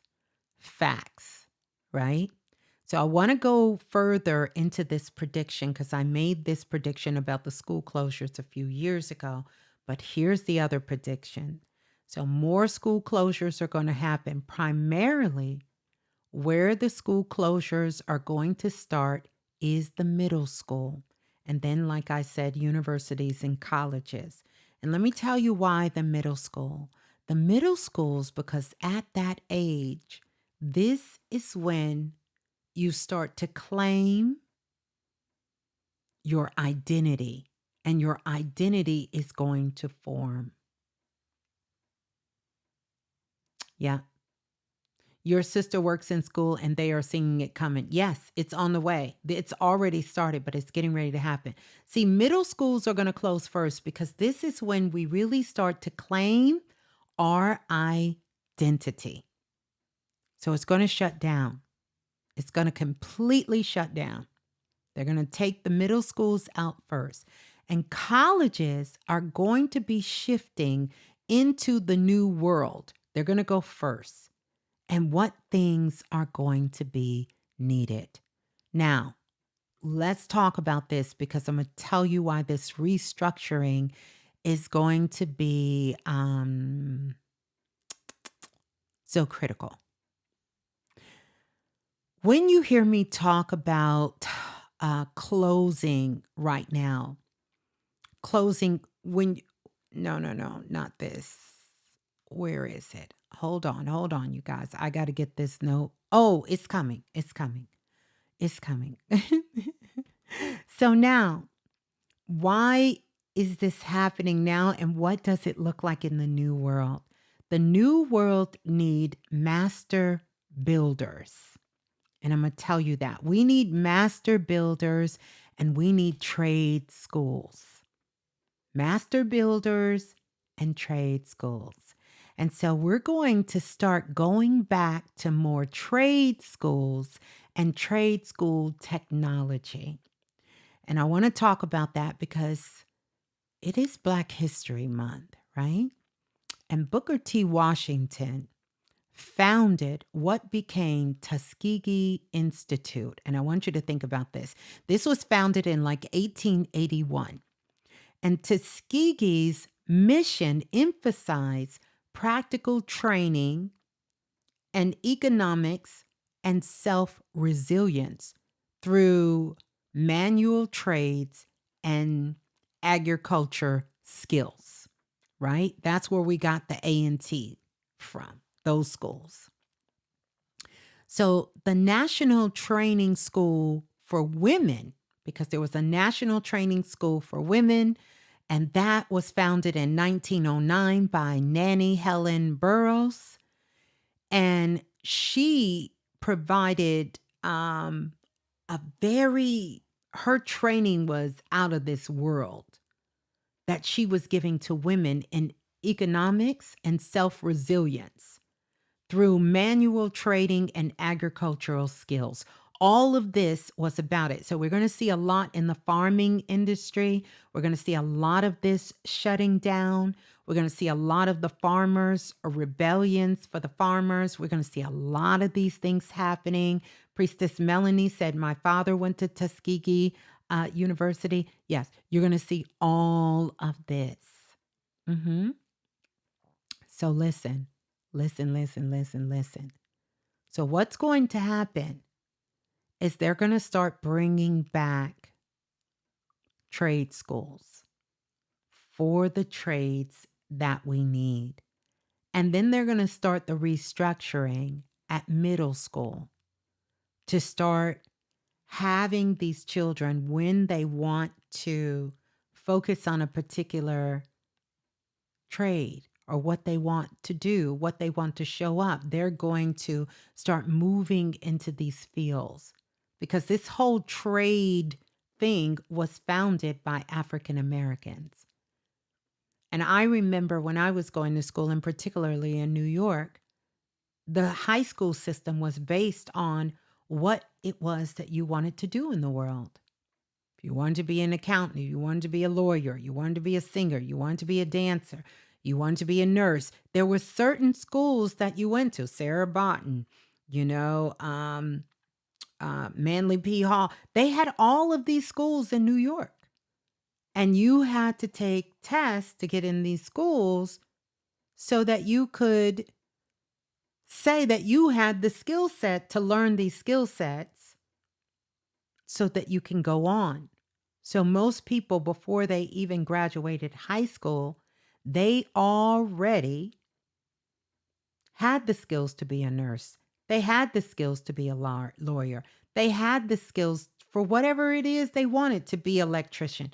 They had the skills to be a master builder. They had the skills to be a designer. They already had the skills. That's where the movie Fame came from. For the high school, the performing arts that was so famous around the world, they had the skills. That's right, Clara Barton for nurse. I have so many of my cousins that all went to Clara Barton. I went to Lincoln High in Coney Island. Shouts out to the Spike Lee movie, right? But they had the skills for all the things that they needed. And now that we're in this new world, there are different skills that are needed. And these things that we have right now, guess what? These skill sets, the kids are coming out. Not that all of them are not useful, but a lot of the information the world now knows it's not even correct information. It's not even correct information, or the information is so outdated, it can't survive here. And then the next piece that's going to go with that is eventually we're on the path to create a new constitution. I've talked about this for years and years and years and years and years and years and years and years and years. We need to find a museum, make it look nice and pretty, put all that stuff in the museum and say, this was the Constitution that used to belong to America. We no longer go by that Constitution. We got a whole new Constitution that includes a whole lot of people with a whole lot of different things in it. And eventually we will go down that lane. So that's what we're going to see. We need master builders. You understand? We need master builders. And that's where we're moving towards. So our whole education system is going to be restructured. It's being restructured. The undercurrent is here, but we're going to start seeing more of these schools closing down, shutting down, shutting down. And listen, we have some talented, very gifted souls on the planet that are ready to take the lead in these places. These places. So powerful. Now, let's talk about extraterrestrial, and let's talk about the ancestors' downloads that are coming in heavy right now. Because it's coming in hot, it's coming in heavy, it's coming in hot. Oh, we got over 400 people in the live. I just want to welcome you all in. Please hit that like button. Yeah, that would be nice. Hit that like button so we can get some more of this information out. I know that you are here because you are feeling a lot of the shifts and callings now, and a lot of it, many of you are already working in this capacity. So I want to talk about ETs, and I want to talk about disclosure. First of all, I have a different perception of disclosure. It's already happened. Disclosure has already happened. For most of us, we don't need anyone to tell us what we already know. Disclosures happen, but we're going to see more of it, okay? Because sometimes, as my auntie would say, most people don't believe fat meat is greasy. They got to see it. They got to experience for themselves. And a lot of people are going to be having this interaction with extraterrestrials. Now, I don't come from the school where I like to debate back and forth whether these are black extraterrestrials or whether they are white extraterrestrials or whether they are blue, gray, purple, orange, black, and green. I understand the context of it. Trust me, I get it. I do understand the context of it. But I also understand that a lot of how we perceive one another in life is because of how things are down here or up here or in earth. And it doesn't exist that way outside of this dimension. I know we want to think it is. We're going to talk about those childhood vaccinations because I already did a show on that. But thank you, Katora. I'm going to speak on that again. And I also want to talk about the next sort of demic that's coming. That's already here. We're going to talk about that. But I want to talk about this because the ancestors are speaking very heavy right now. And I would implore you to listen. And not just your ancestors that are in the astral realm, but the elders that are here and the ancestors that are here because they are speaking. If you are speaking to an elder now, grandmother, great grandmother, great aunt, elder, they are going to give you a gift. They are handing out gifts. They are handing out prophecy. They are handing out healing because they are the ones getting the first extraterrestrial download. They're getting it first. Matter of fact, they got it last month and they are passing it on to us. So if you're speaking to someone who's of that age that can be considered an elder, they got some words for you. Don't sleep on it. They got some words for you. But we're going to have more sightings. More sightings that is going to happen. And these downloads are coming in heavy. I want to stay with this. The ancestors are really giving skills to people. And I want you to think of back through 2019 through 2022 when we went through that whole debacle there, right? You notice how so many people started saying, I was home from work and I just picked up the needle and I realized I wanted to learn how to crochet. And you just seen them now, they are these master crocheters.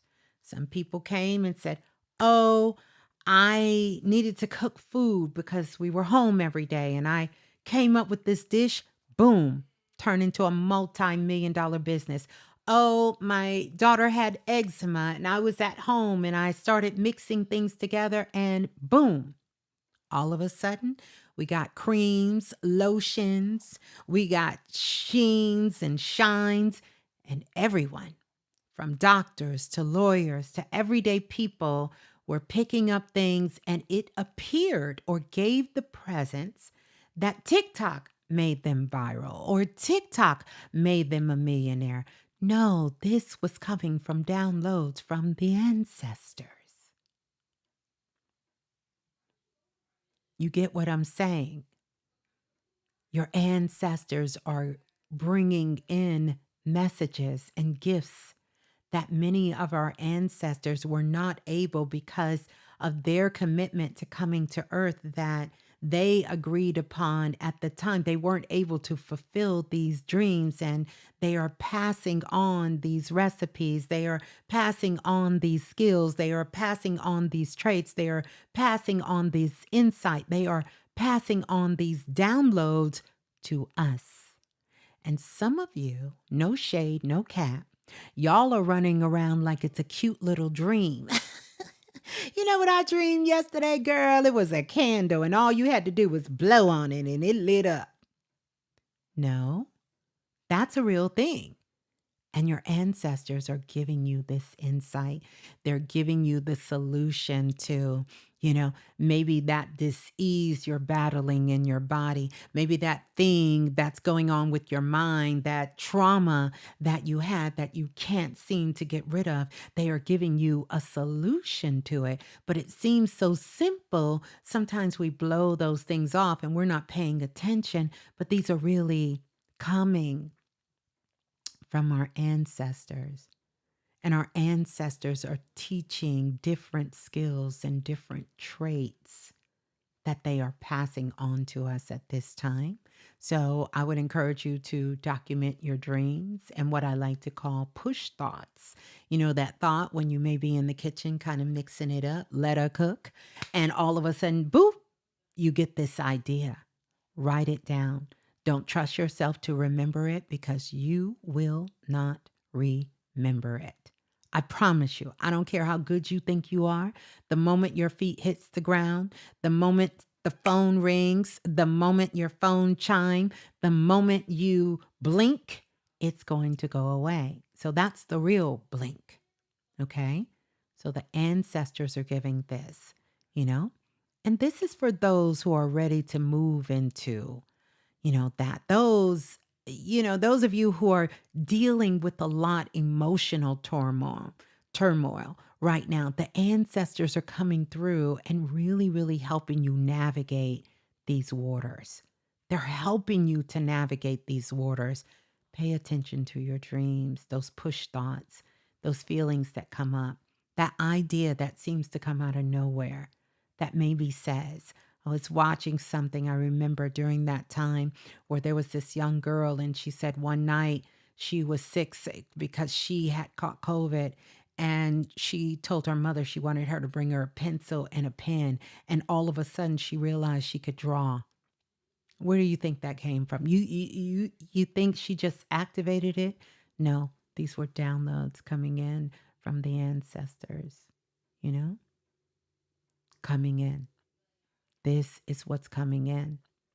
And so we're learning these things from our ancestors. Pay attention because everyone is being affected from this. Now let's get on to our extraterrestrial friends. There's going to be a story that comes up. And I don't know if you guys are familiar with Credo Mutwa. How many of you know who Credo Mutwa is?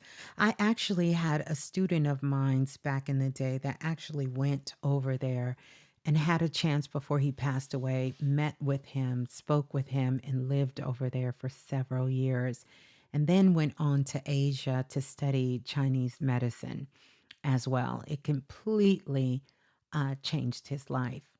But Credo Mutwa, was connected to a lot of things. And one of those being what we deem to call extraterrestrials and in contact with them.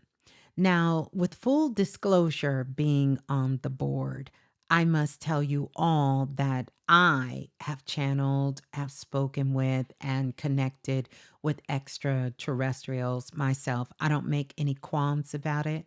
Those of you who have followed me on my journey, I'm always going to have some aliens around me because, quiet as it's kept,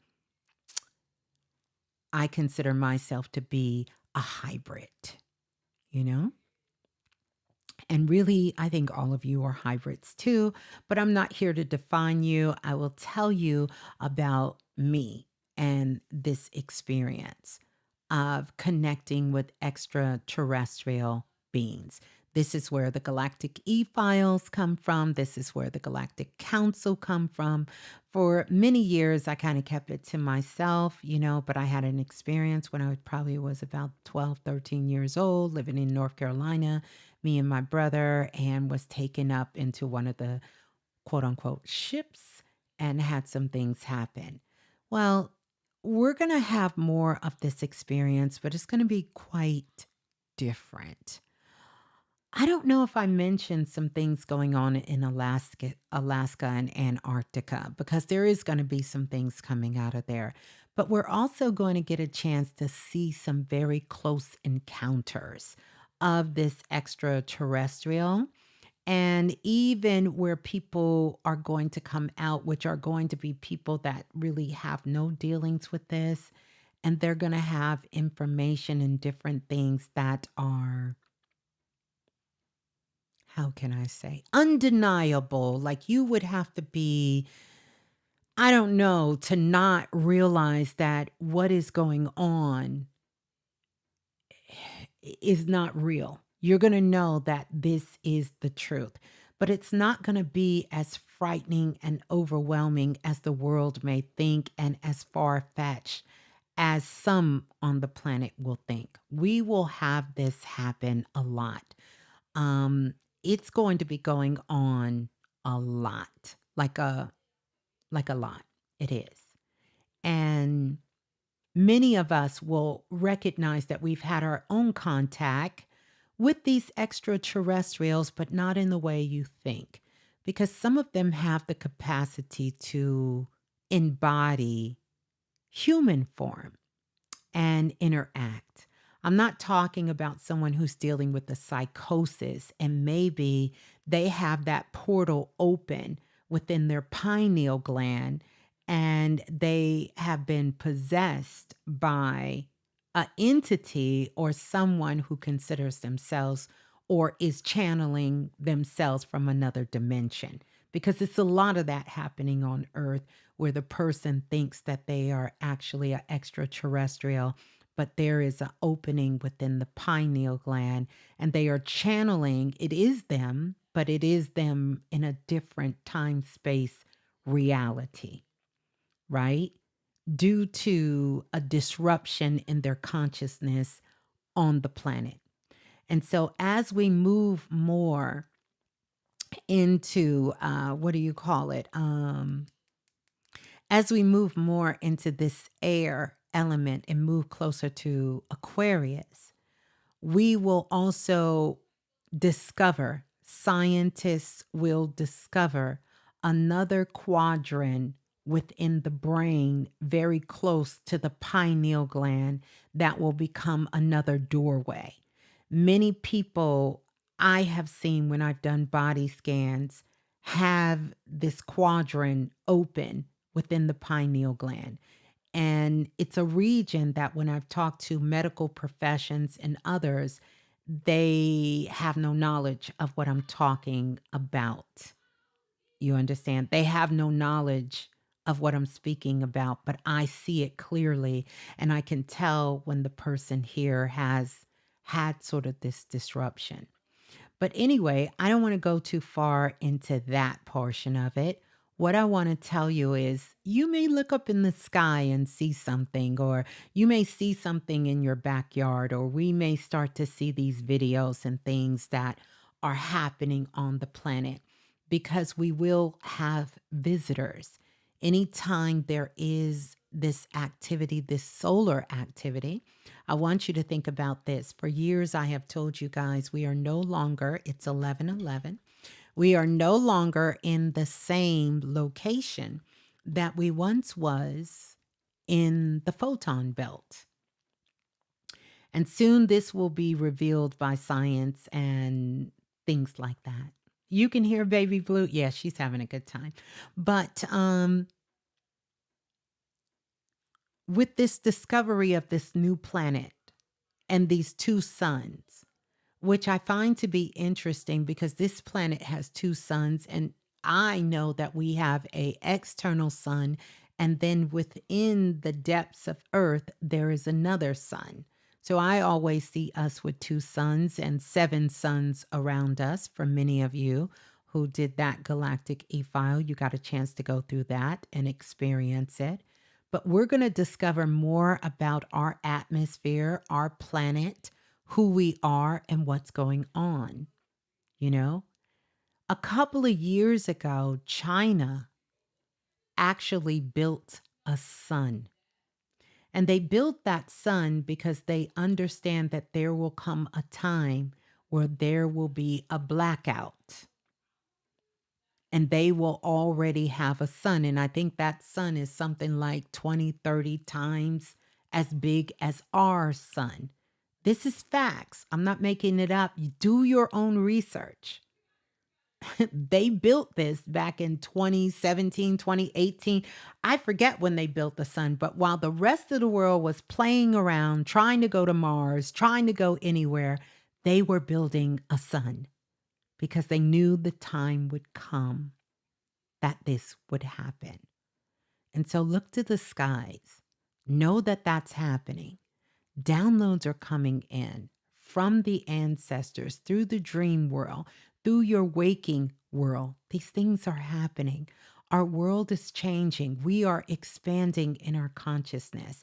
And I know it can feel heavy right now, but I can assure you we are on the trajectory of moving forward.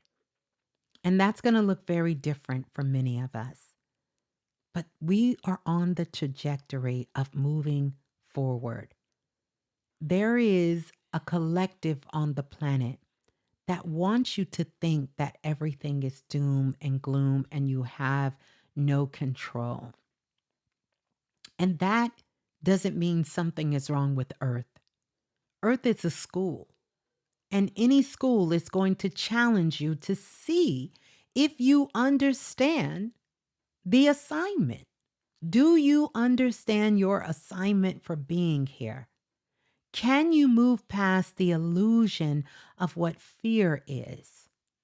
And can you actually have heaven on earth, which is simply raising your frequency, recognizing that we all live here together? It's as if we were all in the house together. China is many years ahead of the US, especially in technology. It makes the US look like a third world country in some departments, and in some departments, they are behind. In some areas, they are very behind. And yes, in some areas, we are at kindergarten stage. But that we can say that for the continent of Africa. We can say that for India. We can say that for every country. And this is where the unity comes in because we all need each other to survive. And what's going to call everyone's attention is Mother Nature, is Gaia. Gaia. See, when the earth gets to shaking, when the earth gets to spinning, when the earth gets to jumping up and down, oh, that's when we going to realize you and I, we must never part. Or we going to put aside the foolishness and realize we all are in this together. We are more alike than we think we are different. And that's a fact. That's a fact, right? Yeah, that's a fact. So, in this season, ancestors are not only appearing, because you'll see it. You may walk in a grocery store and see your loved one or your ancestor, hear a voice, and turn around and say, Uncle Tommy? And realize it's not Uncle Tommy, but it's someone who looks like him, it's someone who sounds like him, maybe even dress like him. You'll see your cousin. You'll see your loved one. You'll see your child. You'll see your dog. You'll see your cat. You're going to see that the worlds are blending themselves. Okay? And so the ancestors are not only appearing, they're organizing. They're organizing. So remember, how they're going to show up. Sudden practical knowings. Like a recipe you never learned, now you know. I want you to think about that. The measurements you can't explain, the way your hand is moving, you don't know.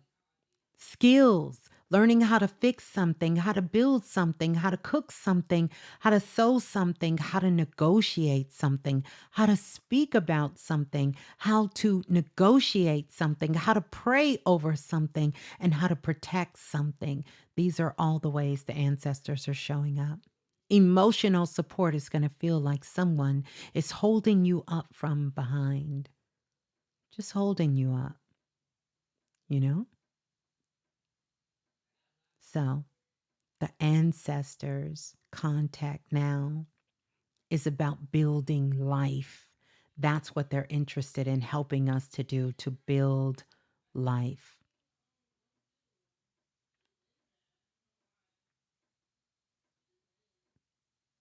So you'll know because you'll have a steady nervous system. It's going to simplify your choices, right? It's going to restore your divinity. You're going to feel that. It returns you to what is working in your world. And so, for those that have some sort of emotional turmoil that you're going through, know that the ancestors come first through the body. And this is something I've seen, and I've seen it with working with my clients from all over the world. You'll notice because you'll have a shift in your appetite. Your sleep patterns will shift. You will have tears that are just coming out, tears that cleanse, that really cleanse without this big story. Without this big story, without this whole drama story, you'll just have cleansing tears and you'll feel it. A sudden need for water. You'll just be thirsty, like I'm so thirsty right now. You'll see a strong pull to clean the house, like to get stuff organized, to throw away things you no longer need and things that you were so attached to a month ago, 6 months ago, 2 months ago. And next thing you know, you're going to get rid of it because you realize you no longer need it. You're going to start straightening up. You're going to start organizing, cleaning your house, organizing your papers. You'll start documenting, securing your documents. These are the ways that the ancestors come through because they come through the body first. For those of you receiving extraterrestrial insight, I'm going to tell you how this arises because this is how it remembered itself within me. You'll start seeing patterns and recognizing the different patterns of things. Maybe it's numbers, maybe it's sign, maybe it's things that go together. You'll start seeing geometry everywhere, sacred geometry, signs. You'll see triangles, squares, circles. They'll start showing up everywhere. You'll get downloads about systems. Different systems will come into you, and you'll have real tangible actions that you can begin to do. You'll start knowing how to put systems together. Something that maybe was challenging and difficult for you to understand, to learn, to work with will suddenly become easy. Energy. You'll start feeling a burst of energy that comes out of nowhere. Out of nowhere, like you're not doing anything, you're not taking anything, but you just get this burst of energy, this sudden burst of energy, right? And then technology. You'll find this need to want to, when this extraterrestrial downloads start to make their contact, you'll start wanting to get involved with more technology. And then time. Literally, you'll become a time bender. You'll start looking at the time, realizing, I got to do this. It's going to take me an hour, but I got 5 minutes, and you're going to figure it out.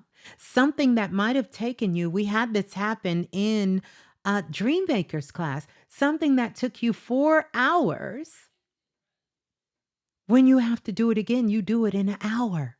This is another where the extraterrestrials is coming in for the downloads. That's happening. And then healing, miraculously healing. You find the right remedy, you find the right herb, you find the right doctor, you find the right medicine, you find the right solution, you find the right frequency, and you get healing. Maybe something you struggled with or was a mystery. Maybe you never told anybody, and then all of a sudden you have the answer to what it is. You do the thing and it's done. And here's the other thing. Both of these scenarios will demand discernment, right? You're going to need to use discernment. Why? Because the mind will play tricks on you. What's real is what makes you more coherent, not more obsessed. So you will see, because it will be an undeniable shift within you. Not a backslide, not a downgrade, but a shift. So right now, the ancestors are not just comforting people, they are upgrading people. They are returning skills, and they are returning memory, and they are returning stability, because the world is changing, and we're going to need what our bloodline already knew.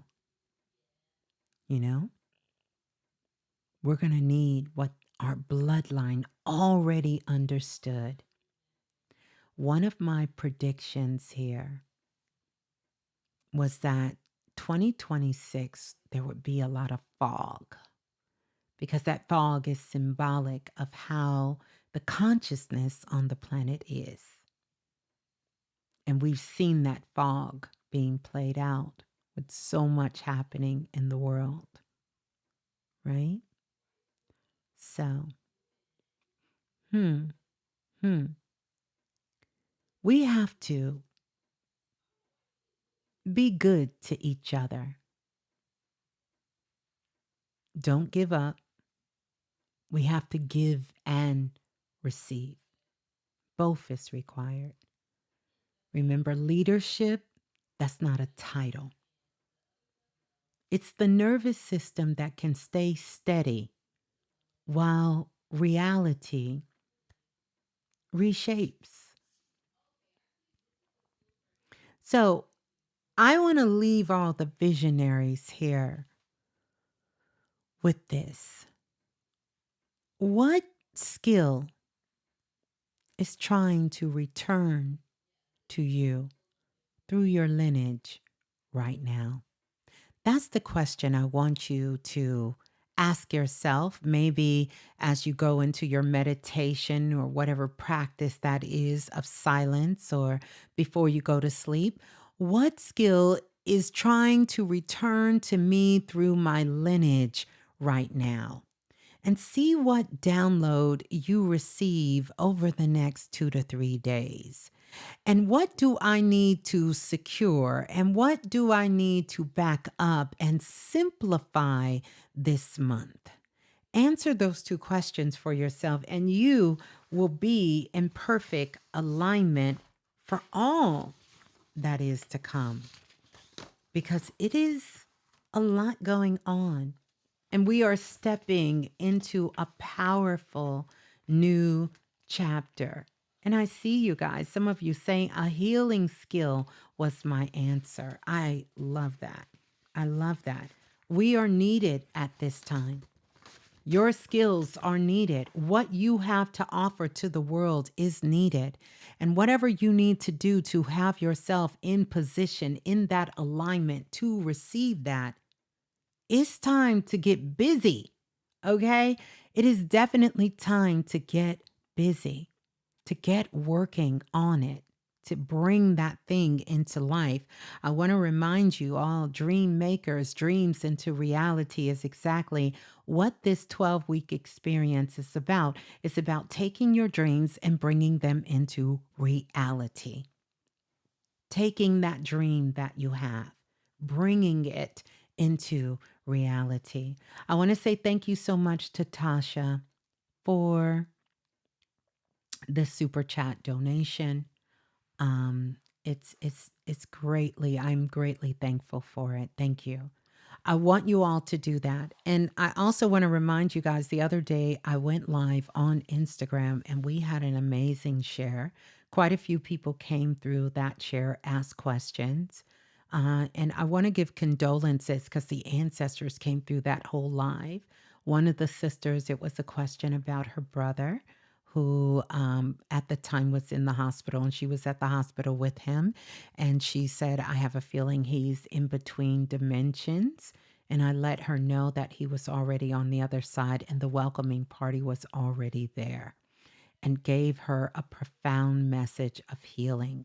We really have to change the way we see life and death, death, because this reality is temporary. Life is worth living, and we definitely need to live. Tomorrow is certainly not promised to any of us. And I say that because many of us won't know when that moment is or that moment for our loved one is. And so we need to really cherish our life and stop wasting our life, stop being afraid of ourselves, and really do the work that we came here to do, to show up the way that we need to really recognize how powerful we are, to recognize how powerful you are, to recognize that many of your problems can be solved the moment you let go of the illusion. And so I'm excited for all of us to let go of the illusion, and the illusion of thinking something is wrong with you, the illusion of thinking you're not good enough, you're not pretty enough, you can't make enough money, you don't know how to take care of yourself. All of these things are illusion. You live in a reality where everything and anything is possible. What is something that you think is impossible for you, but now you're ready to take a chance on bringing it into this reality? Many of us are going to see some pretty jarring things about ourselves over this time that we're going through, this ring of fire. They don't call it a ring of fire for nothing, where this illusion is going to come front and center. And you're going to recognize how much you've been playing in your own face. We ain't going to talk about other people playing in your face. You've been playing in your own face. And it's time now, not through force, but through love, that you love yourself back to life. The sun will be covered, but the ring will be bright. We are stepping in on the 17th into what our brothers and sisters and ancestors out of Asia will call the new year, according to Chinese metaphysics. It is the year of the horse fire. Now, we can either ride a horse into battle, or we can ride this horse to our freedom. And not freedom from something outside of ourselves, but freedom from our own selves, false self. So, this is what some would call we will be facing shadows. But remember, a shadow is just a cast of the light shining on you. Are you running from your own shadow? Or are you embracing all of who you are and recognizing that there is nothing wrong with you? You need to forget who others told you who you are. By the way, one of the other things that I want to tell you is that soon there is going to be a ban on some of these movies. I don't know if you noticed that, but over the last couple of years, the movies have become horrific. Murder, death, kill is everywhere, because the threshold for fear, violence, and crime on this planet has gone to a high in modern times. It's nearly nowhere near as barbaric as the world used to be. Quite frankly, we are living in better times, but there's still strong programming that is going on. And I still don't think people get how easily the mind will suck in the things that you are taking in. And it doesn't distinguish between what is real and what is not real. And so you're actually living mentally, physically, your body is experiencing all these things you read, you watch, you entertain, and you connect yourself with. So Many of you are afraid of life because of the things that you are allowing to entertain you. So it's a great time that we clean up our entertainment list to something that is more in alignment with who we know ourselves to be. You are getting a new identity, a new ID card. And if you all are new here and you don't know what I'm talking about, I put us on to what was coming months ago where I told everybody we're getting new ID cards. Do y'all remember that? I said you're going to get a new ID. And so if you want to know what steps to know if you're getting your new ID, because your old ID card has expired. And some of you know that because some of the things that you used to could do with ease and it took no time, now it's almost like you don't know how to do it. Things that used to work for you don't work the same for you anymore. That ID has shifted. That card says no access here. You either elevate or you evolve yourself out. You have no other choice. And I know that if you're here, we're going to be going forward. Mm-hmm. We're going forward. And know, being aware, being spiritual beings, understanding who we are, doesn't make you weak. It makes you strong. Love and power must go together. And if you have love, self-love, then you have power. And so you have to exercise your power within your universe, within your world. Yeah. So that's what I got. I'm a horseback doula. I love that. I love that. I'm the horseback doula. I love that horseback doula. We going into the fire year. We got doulas in the house and we going to need that. We're going to need everyone. We're going to need that. We're going to need people with CDLs, doulaships, healers, builders, teachers, all kinds of things for the new world. Right now, if you can dream it, listen, you can achieve it. You just got to do the work. You got to do the action. You got to show up. You got to show up and show out. You got to do your work. There is no shortcuts. There is none. Well, there is, but there isn't. You know what I mean? There is a shortcut, but there's not. Whew. All right. So I'm going to take some questions. Let's see. Oh, we had 2 hours and 500 people in the chat. Let's get those likes up. I want to thank you all for being here. But if you have a question, you can put the question in chat. By the way, I want to put this in chat for you guys. You do know, and I'm going to get to it. You can go to my website, askask.allaboutfrequency. All about frequency. I think I spelled it right. 369.com. You can go to the website. If you go to that website, you can leave me a recording with your question. And once I get to it, I can answer the question as well. I can answer that question for you, and I'll do it live on the air and give you an answer. Okay? I can give you an answer with the question. So if you have a question, what I want you all to type is I want you to type question mark. And when you type question mark, like put a question mark with the quotations in front of it, then what that's going to do is it will make it easy for me to find the question. I've seen quite a few people come in. The goddess Rainwater is in the building. Good to see you. Also, I've seen Dr. Banks in the building. Good to see you.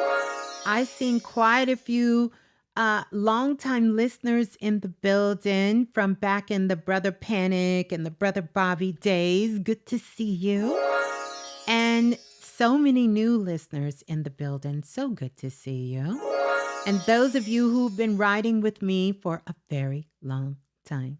Mm-hmm. Mm-hmm.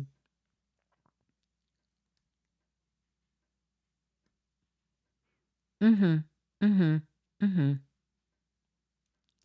Yeah, yeah. Somebody asked the question, did I know about what kind of empath? You talking about the empaths that um hmm.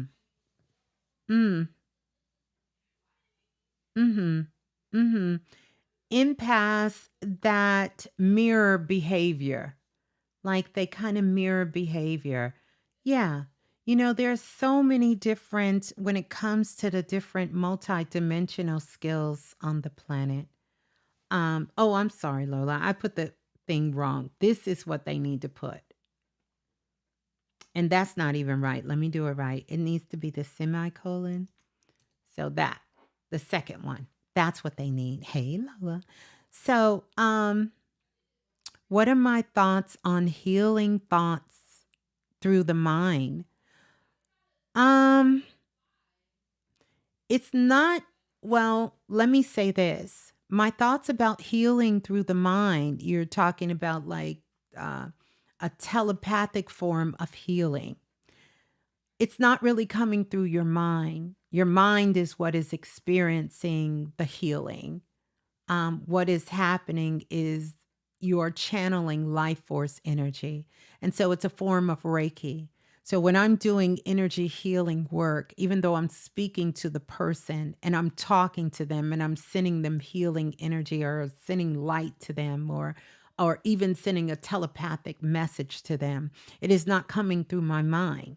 The mind is the observer. The mind becomes the witness. It is the universal life force energy, chi energy that is really coming into the physical body. And depending on the person, where that physical energy is coming through. At one time, mine was coming through my sacral chakra. That was one of my most powerful forms of healing. I have since shifted that since my very early days of healing. And I pull in that life force energy, and that energy is just flowing through that person. So it's not actually you healing through your mind. Your mind is observing what's going on. But because the mind thinks it controls everything, it feels like the mind is healing. The mind is not healing. The mind is observing what is happening through the life force energy coming through the vessel and sending the energy. By which, and I teach this in all of my classes, one of the things to know is that as healers, we don't heal anybody. And I don't take credit for healing any of my clients. The work is all them. Because if I am sending you energy and you don't receive it, you don't receive it. And then when you receive it, it is up to that being what they choose to do with that energy. So you can't heal somebody that doesn't want to be healed, period. Thank you for your question. Yeah. Great question, by the way. I don't know who's next. Maybe Lola Falana. Lola, you think you can handle Lola? Of course, Lola can handle it. But yeah, so great question about energy healing, because healing is going to be a big thing. And this is why one of the things that I always challenge you guys with is, are you open to receive? Because if you're not open to receive, you can't heal. And that's the most challenges that I find for people who have different things going on and they cannot heal because they don't know how to receive. They are blocked with receiving. They stop receiving. So when it comes to money issues, when it comes to relationship issues, they're not open to receive. So if you can't receive, you can only give. It's tough. It's tough. All right. So who is next? The word doula is next. Okay. So will your question word doula? Let's see. I recently felt compelled to block a friend since third grade, though she didn't do anything with me. I just followed instinct, but would love insight. Yeah, I would love insight too, because if you have no indication on why to block her and you blocked her and you feel some kind of way about it, then here's two things to check. Number one, did it come from your mind?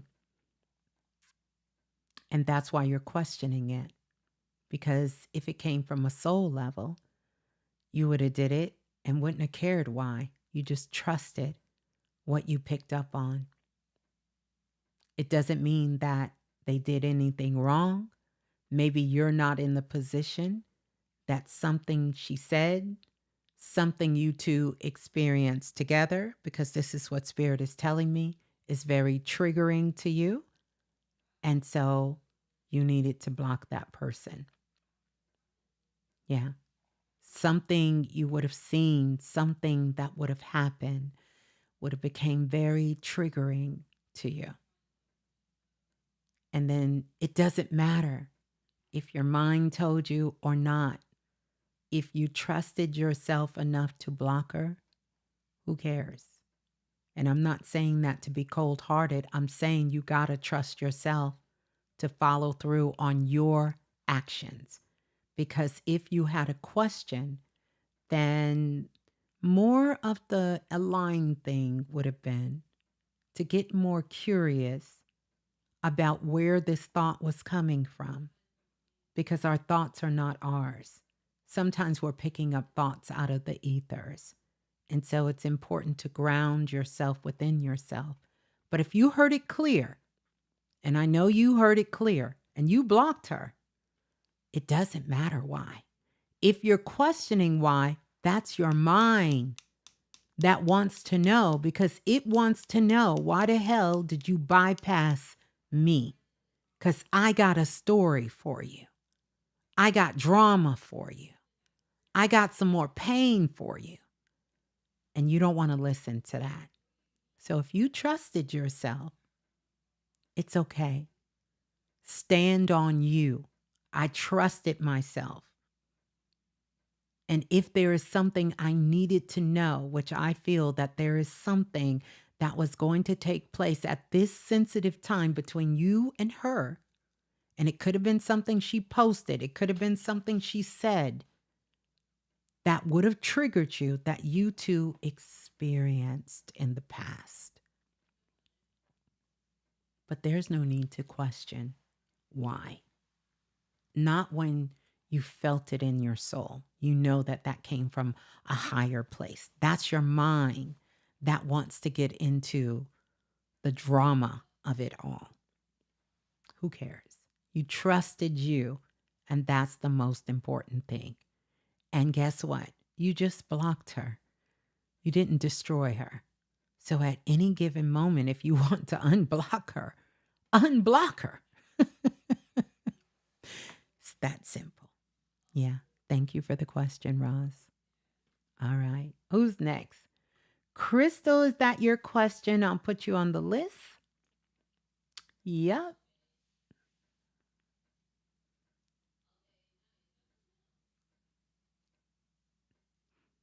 Okay. I'm waiting for Lola to tell me.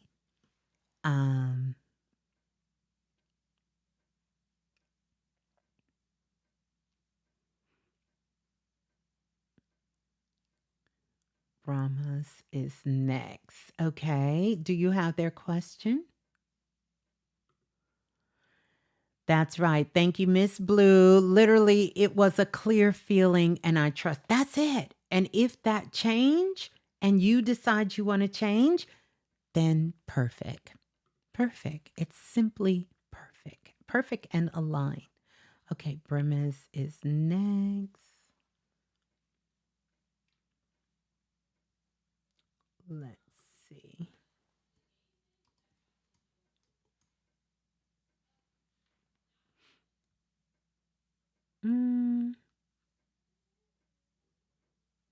Okay, okay. Let's see.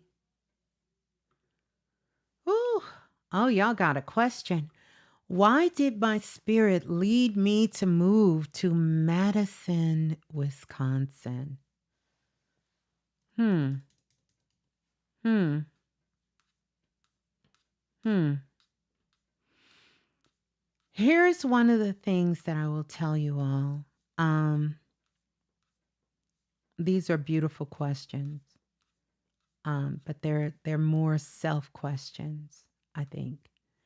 And I get it. Sometimes we're afraid to explore and question ourselves, but I want you all to become more comfortable with questioning yourself. I question myself all the time.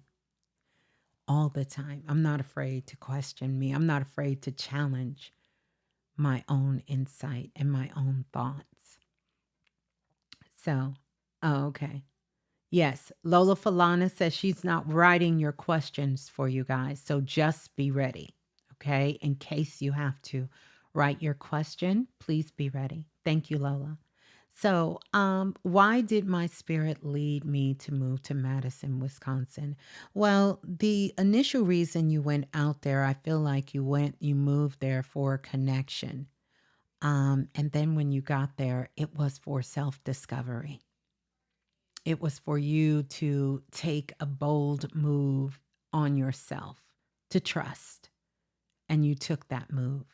And you've learned so many things about what you're capable of, what you can do, and what you should never do again. You've learned a lot about who you are, and you trusted yourself. It's so important for you to learn how to trust yourself. And even now, so now you're questioning, why did I even, you know why you moved there. You moved there for a connection. It was a connection that drove you there. It was a connection that brought you to that place. It was what you were seeking at that time in your life and in your journey. So you're not remiss about why you came there. Now you're just ready for something different, something new. And that's just where you are. There's nothing wrong with that. You're learning how to trust yourself. But I want you to learn how to be honest with yourself. You know why you moved there. Now, maybe you just want to know if Ms.Blue know why you moved there, but you know why you moved there. And things didn't go as planned. But there were so many other beautiful things that you learned about you. This is a journey of self discovery, not chasing things outside of ourselves. And I don't think you set out to chase, but it was a little hunt. And you was up for the challenge and you did it. You did it. So celebrate that moment of you becoming more connected with who you are and learning how to trust yourself. All right? Let's go to the next question. Who's next, Lola? Most okay. I see the name. Let me look her up. All right. Here it is. What are some exercises to help me be my authentic self? Whew, I think everything that I teach is about being your authentic self.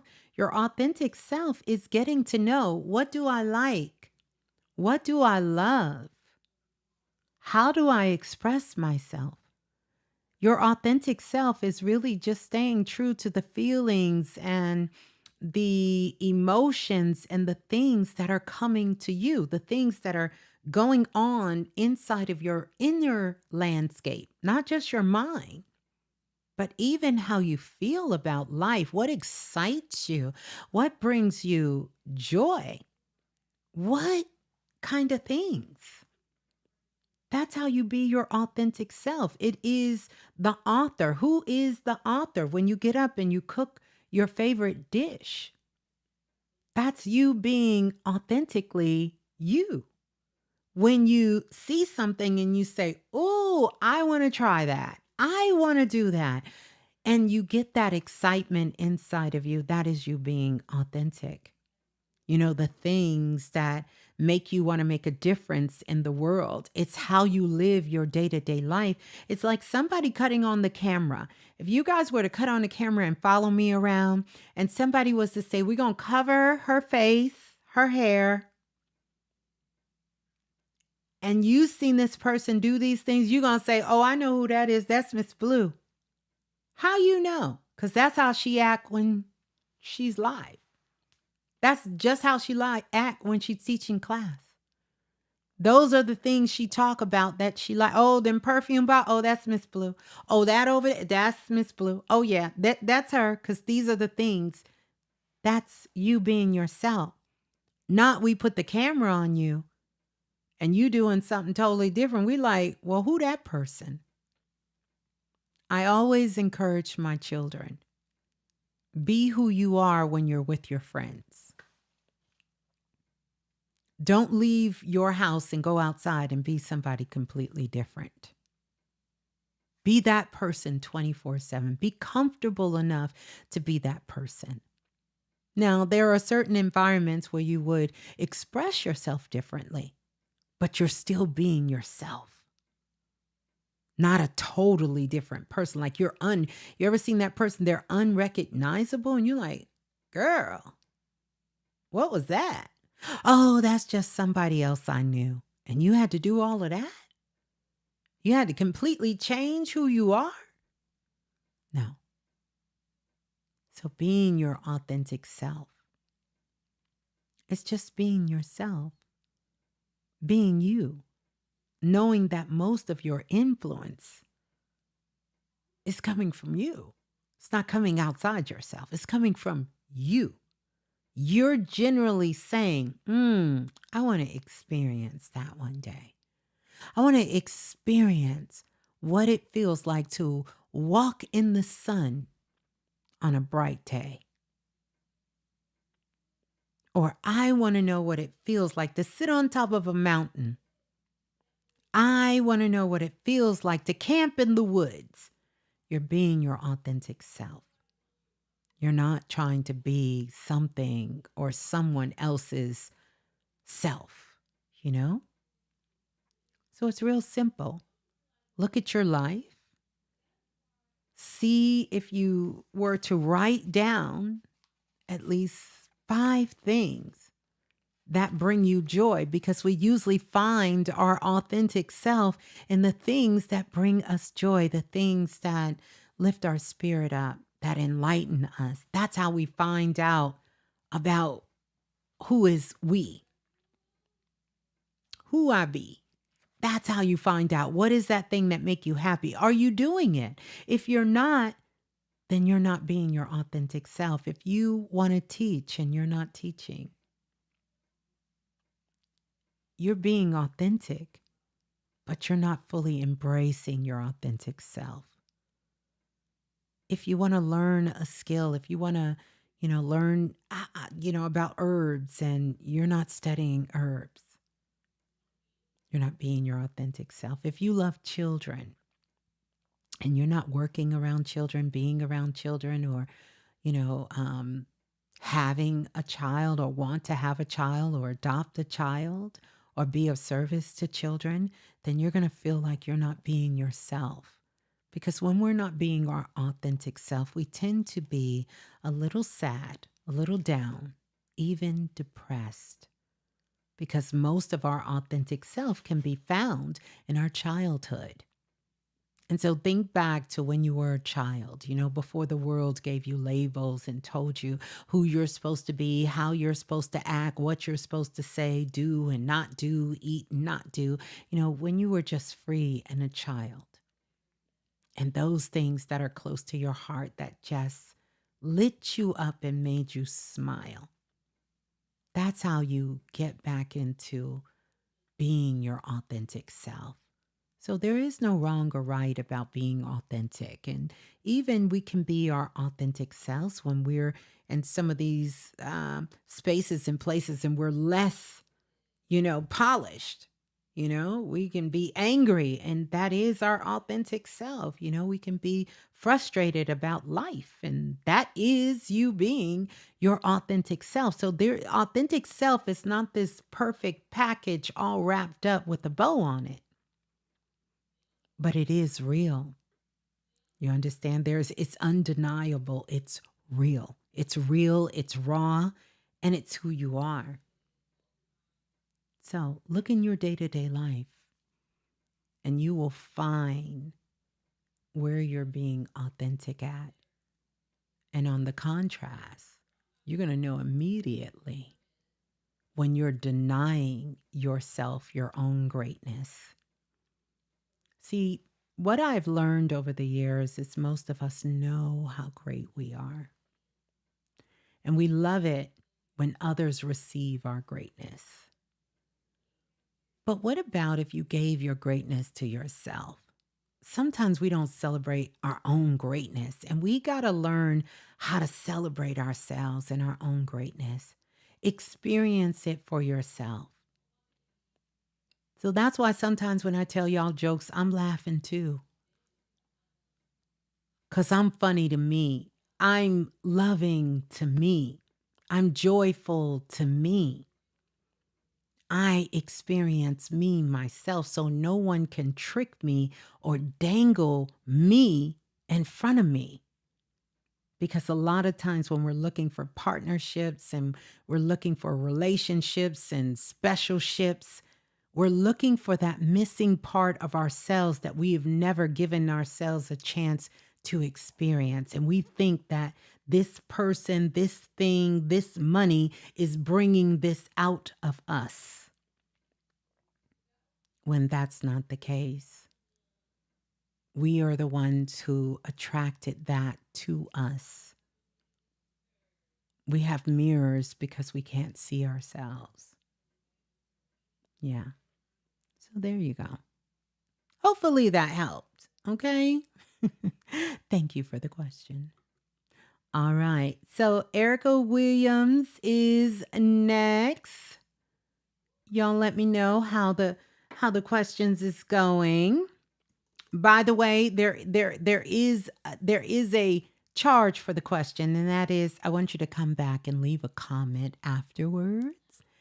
And I want you to come back and leave a comment about the question and just your takeaways. And take what resonates and leave what doesn't, okay? And absolutely, under no circumstances, you never have to do anything that Ms.Blue tells you.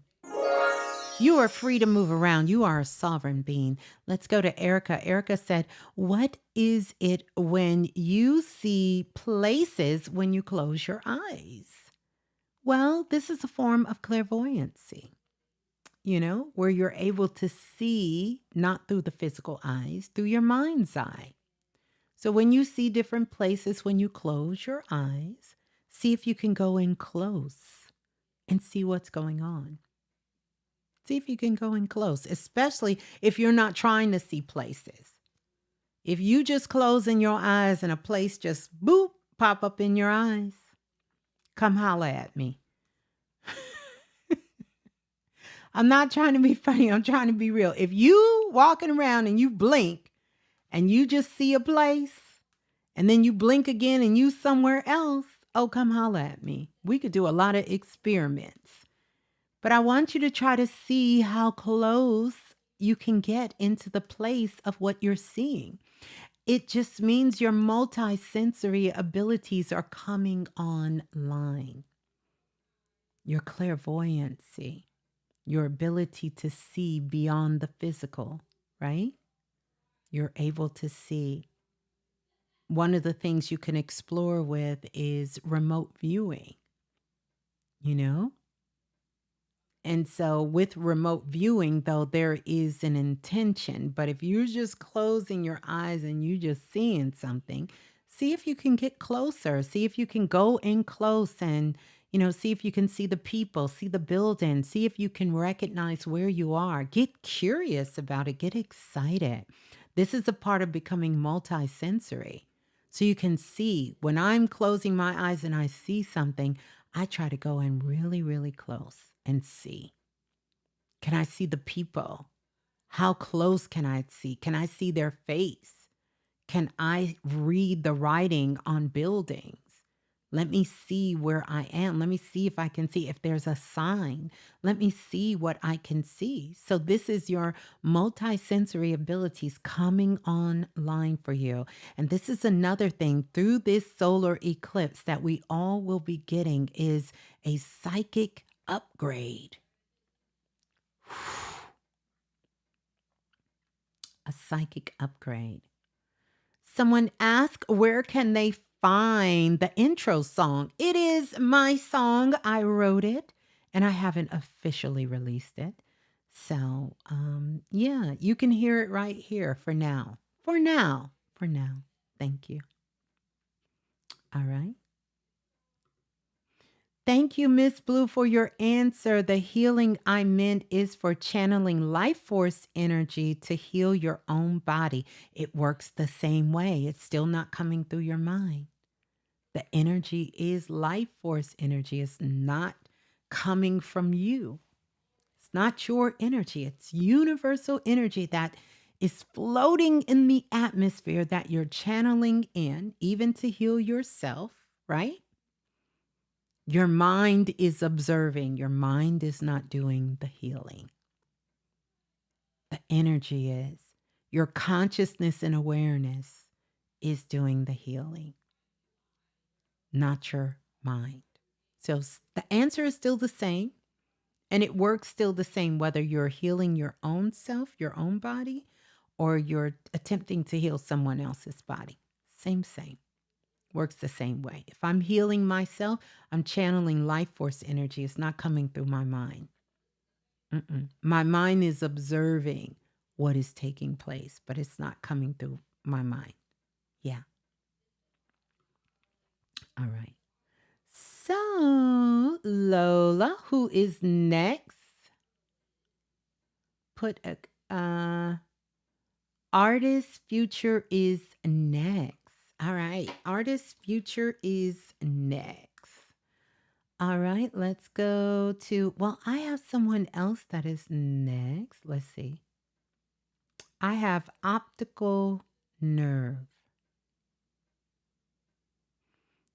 I'm going to go to this one, Lola. That's who shows is next. But I could be wrong. I'm just going to go by the order it's here. But I'm going to get to who you have too. All right. Do you feel that you can ruin your own destiny? Or that everything happens for a reason, regardless of the mistake? I think it's one and the same question. Everything does happen for a reason. And yes, we can ruin things. We can, due to our own immaturity, due to a lack of self-worth, due to low self-esteem.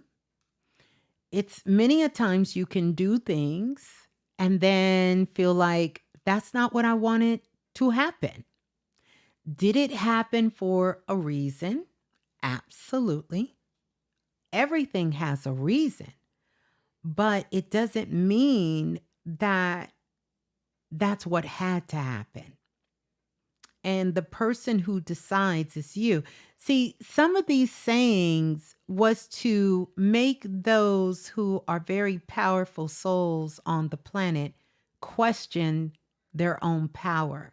Because if I have you believe that everything happens for a reason, regardless of your mistake, then there is no accountability and no responsibility that you take. And we know that if you're going to be a sovereign being and a leader, you have to have certain things in place. And one of those is the ability to be able to have discernment. That's one.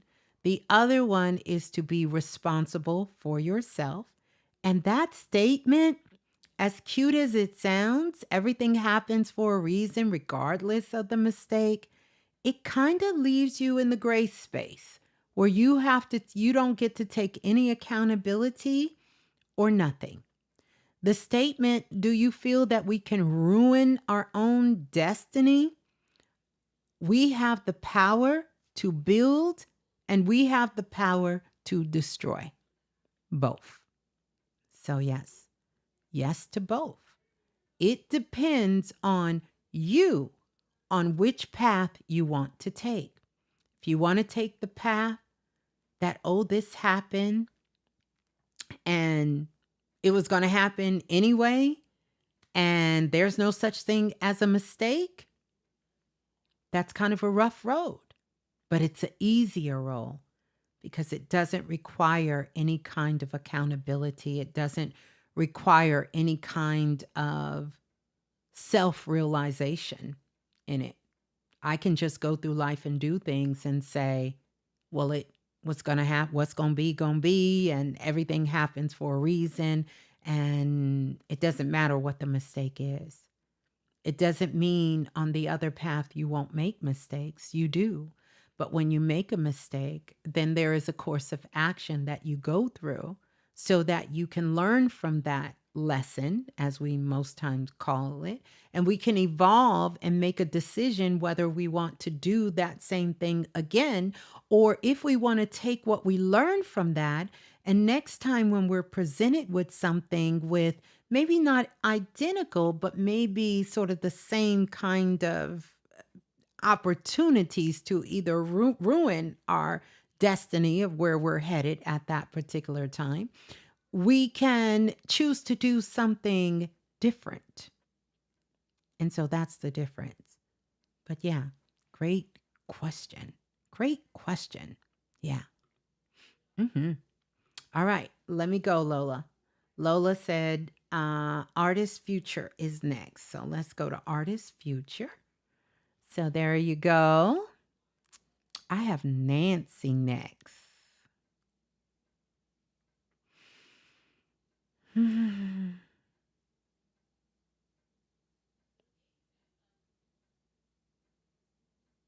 me see how far down where you are. Oh, I see what happened, Lola. I see what happened. I see where. Oh, I think I see what happened. Did it even work? Oh, I have a different set. Everybody didn't put their questions in the same. So here's what we're going to do. I'm going to have to go by Lola's list, and some of you are going to have to put your questions in chat again. Please be ready so I can get it, because some of the questions are not showing up the same. Give me a moment. All right, let's see. Thank you, Lola. Let's see. Where is it?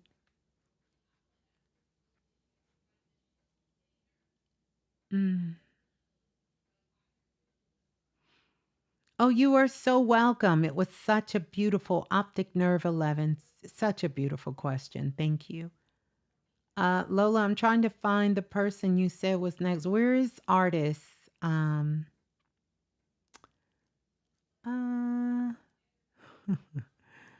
Ooh, where is artist is the future? Artist is the future. You.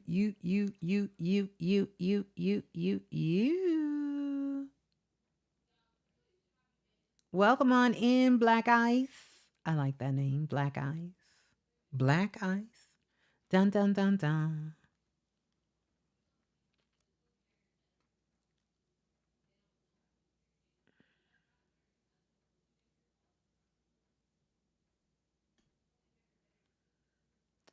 I don't see the artist question. All right, let me go back down to the bottom. All right, Lola, who's next? Because I don't see the artist question. I don't think they put their question in the room. There you are. Ah, ooh, artist is the future. You was about to be the future artist. You was about to be the future. No cap. You was about to be the future. Am I moving in the right direction towards my artistic goals? Yes and no. I think you're overthinking it and trying to make it too complicated. I think you need to just put your work out there and share it with the world and continue to build as you grow, and not try or make an attempt to have everything perfect at first.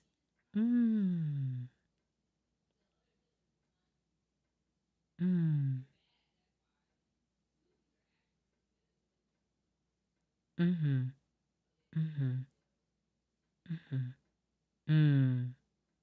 Mm. Mm. Mm. Mm. Mm. Mhm. Mhm. Mhm. Mhm. Okay. All right. So yeah. Um so yes. The short answer is absolutely yes. The other part of that is you're doing way too much thinking. Your work is beautiful. It's profound. Put it out into the world and then build from there. Bring out some of the stuff you've already done. Just because you're past the work isn't for you, it's for the world. So share it. Share it. Share it with the world. Share it. Just share your work with the world. There you go. Good luck. By the way, the 20th, artists, put your work out. Put your work out. Somebody could blow up your whole spot. See your work and say, it is the next Van Gogh. It is the next, what's that guy name? Basquiat. Yes. Put your work out. If you are an artist, listen, I'm going to go somewhere and scribble on some crayons. I'm going to put my work out there. Put your work out into the world. We have entered into another phase of the Renaissance, this new Renaissance era. So put your work out into the world. Don't be shy. Share it with the world. Okay, you guys, I'm going back down, going back down. Here we go. All right, let's go to Nancy. I think it's Nancy Brady. I think it's Nancy Brady. She says, I have been a healer in other lifetimes. I love that. Hey, healer. I've been a healer too in other lifetimes, as well as this timeline. I am 74 years young. Ooh, look at you and look at you and look at you and look at you. All right. And feel and look like I'm 54. Okay. Clock it, sis. Clock it. I want to continue. What are your feelings? My feelings are let's go. Let's go. Who said you had to stop? There is no stopping timeline. As long as you love what you're doing and you are healthy, you are enjoying it, I say keep going. You know, this changed everything for me. When I realized that science really don't know why we age.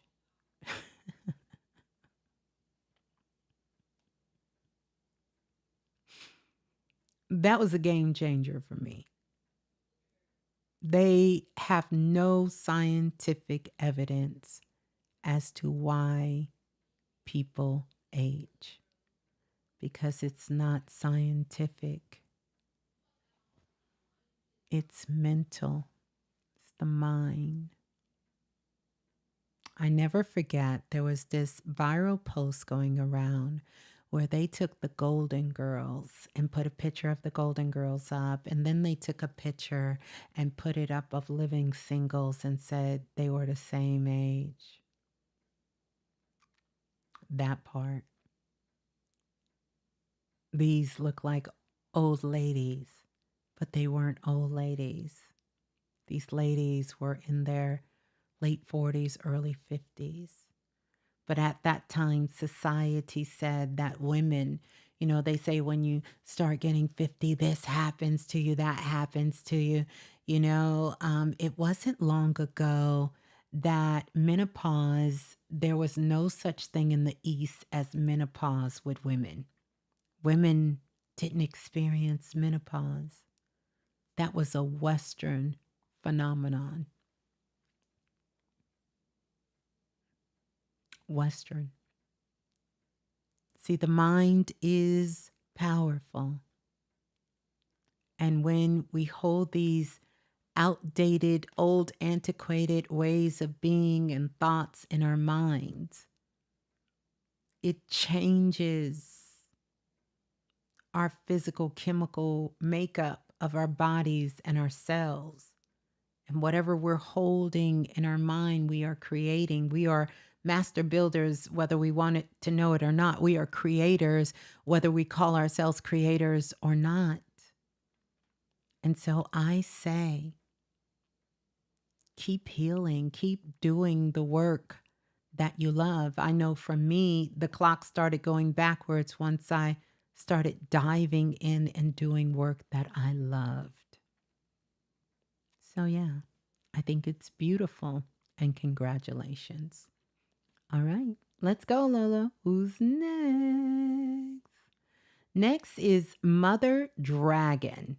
Did I get that right? Mother Dragon. All right, let me see if I can pull up Mother Dragon question. It's just that when I do it this way, here's Mother Dragon.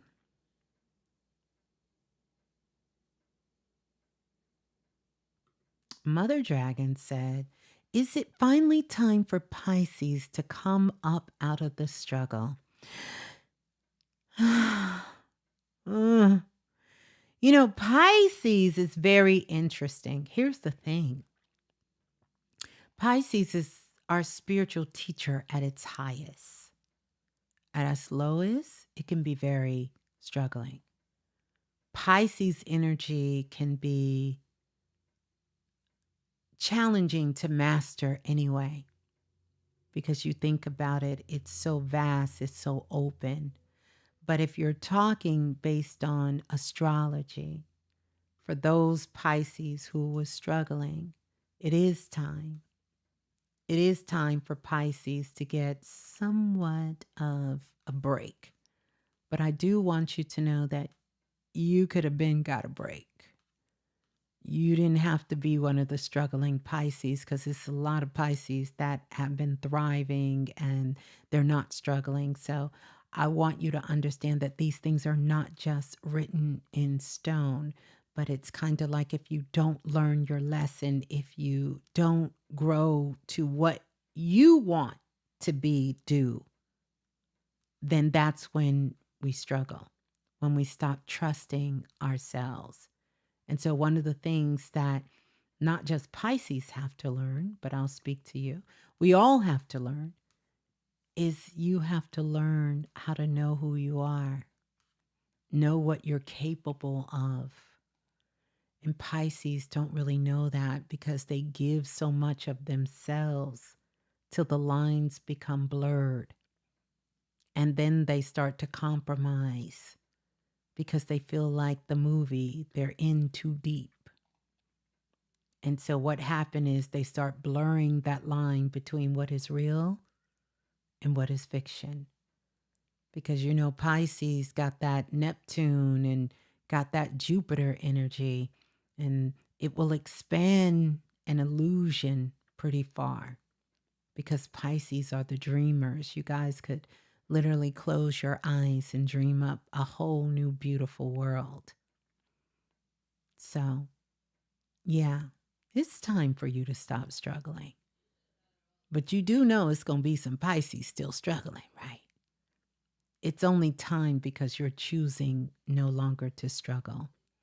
And so the door is open for you. It's open. You can walk through. This is your time to walk through. Walk through, especially when it comes to relationships with Pisces, because they are the universal lovers. They want to love it all. They want to love and love and love and love and be loved. You know, I look out for my Pisces friends because they need a lot of attention. Pisces requires a lot of attention. And they are some of the greatest, kindest people in the world. And then on the flip side, sometimes they're just in too deep. So yeah, it's time for Pisces to come up out the struggle. You coming out the struggle. Especially when it comes to y'all relationships. My goodness. Mm, mm. My goodness. Yeah.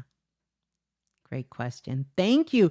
Mother Dragon. Are you a dragon in Chinese astrology? I wonder. That would be interesting in Qigong. That would be interesting to know. Love that beautiful question. You are so welcome, Nancy. Nancy said, you are such a vibrant being. Thank you, sis. With so much love and gratitude, greatness, gracefulness. Yeah, thank you. Thank you so much. That was beautiful. That was beautiful. Thank you. All right, Lola, who's next? Linda Contrell. All right, let me see if I can get it. We got to keep a look on the time. Don't forget, you guys hit that like button. Don't forget to hit that like button. And don't forget, if I answer your question, it would be beautiful, right? If you came back and shared your thoughts in the comments section as well. Who am I looking for? I forgot that quick.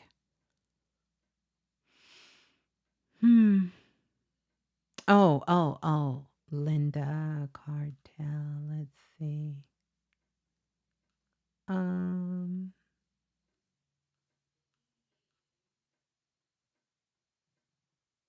Did you spell her name wrong? Is this who it is? Tell me, Lola, because this is who I see. Did I spell the name right?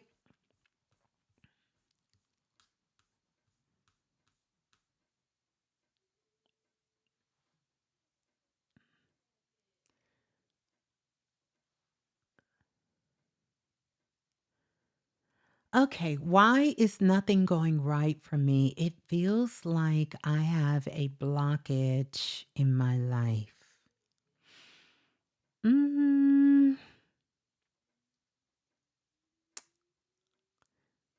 Let me see something. Linda. Linda, if you still here, first of all, you got to learn how to start telling the truth. And the truth is, it's not that nothing is going right for you. It's some things are not going right for you. And so the first thing you have to do, Linda, is you have to start telling the truth. And so,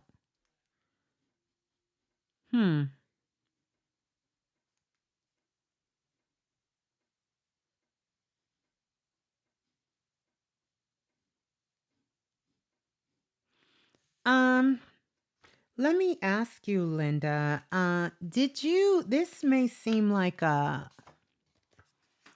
odd question, but did you recently attend a going home ceremony? Did you recently go to a funeral? Have you recently been by a cemetery, a funeral home, cemetery? Did you recently visit or go by some sort of cemetery, funeral home? Please let me know, please.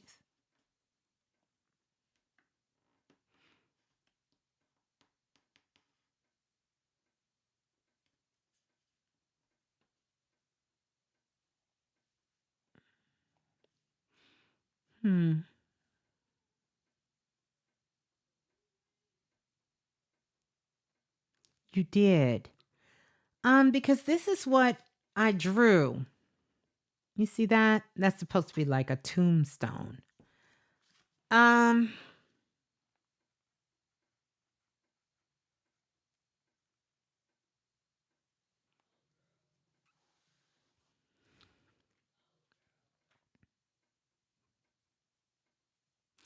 So this is when I need you on the phone, Linda, because it can get real juicy right now.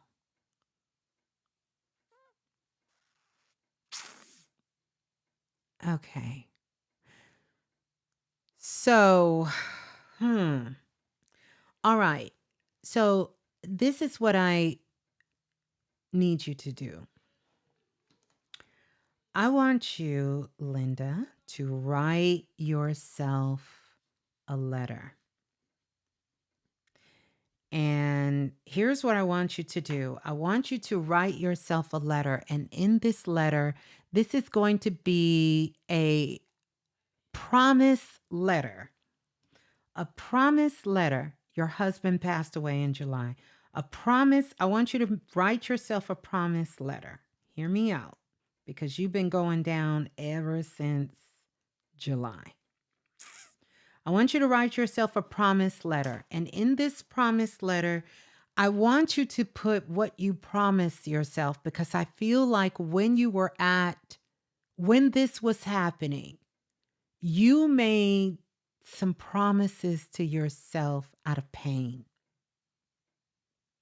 Out of pain. And I don't have time to go into the whole nuances of it, but you made promises to yourself out of pain, like, I never want to love anybody again. I don't want to live anymore.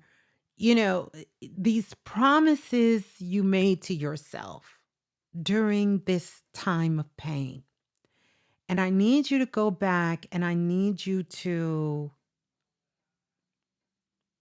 recommit to yourself, recommit to loving yourself to the fullest, caring for yourself to the fullest, that you want to be here, that there are still things in this life that you want to continue to do, to experience, like you want to travel, you want to meet a good, healthy group of friends, maybe even be open, maybe in the future to finding a partner that can be caring and loving and supportive to yourself. You just need to recommit back to you, because you put some things in the air, in the atmosphere, and made some promises to yourself that kind of kept you from moving forward. And once you write this letter of a promise to yourself, I want you to do this at night. So it needs to be dark outside when you do it. You don't have to be outside, but it needs to be at night. And I want you to write this promise to yourself, and I want you to seal it with a kiss. So if you got some lip smacker, a little lip smacker, or some lip gloss, put it on there, and I want you to kiss it at the bottom of the letter. Just kiss it. Release all of that hurt, that pain into the letter. And then I want you to sign it. I want you to fold it like this. You're going to fold it like this once, and then twice. You're going to fold it over so you'll have the folds in it. All right. I want you to fold it. Okay. I want you to fold it over so when you open it, it opens like this. You're going to sign it at the bottom. You're going to also kiss it. You're going to kiss it, and then you're going to sign it over your kiss, just like this. See how I kissed it and I signed it blue, and then you're going to fold it up, fold it back like this. And I want you to find a window sill where you can see the night sky. And I want you to put that envelope face down. You can put it in an envelope if you want, face down. And I want you to put it on the windowsill. And I want you to leave it there for 7 days. On the 8th day, I want you to take it out. I want you to go back and I want you to read this letter for 21 days every single night before you go to sleep. And then after the 21 days, I want you to say a prayer, an affirmation, a devotion. Just sit with it, sit with the letter, read the letter again, and then put it on your altar, put it in your drawer, put it somewhere that can be close to you. Because what actually happened is you sort of, how can I put this? In a roundabout way, you kind of placed yourself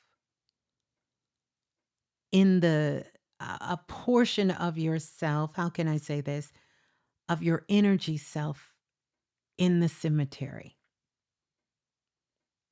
And so this is why it seems like you keep hitting a wall. You can't go forward. You can't move past that.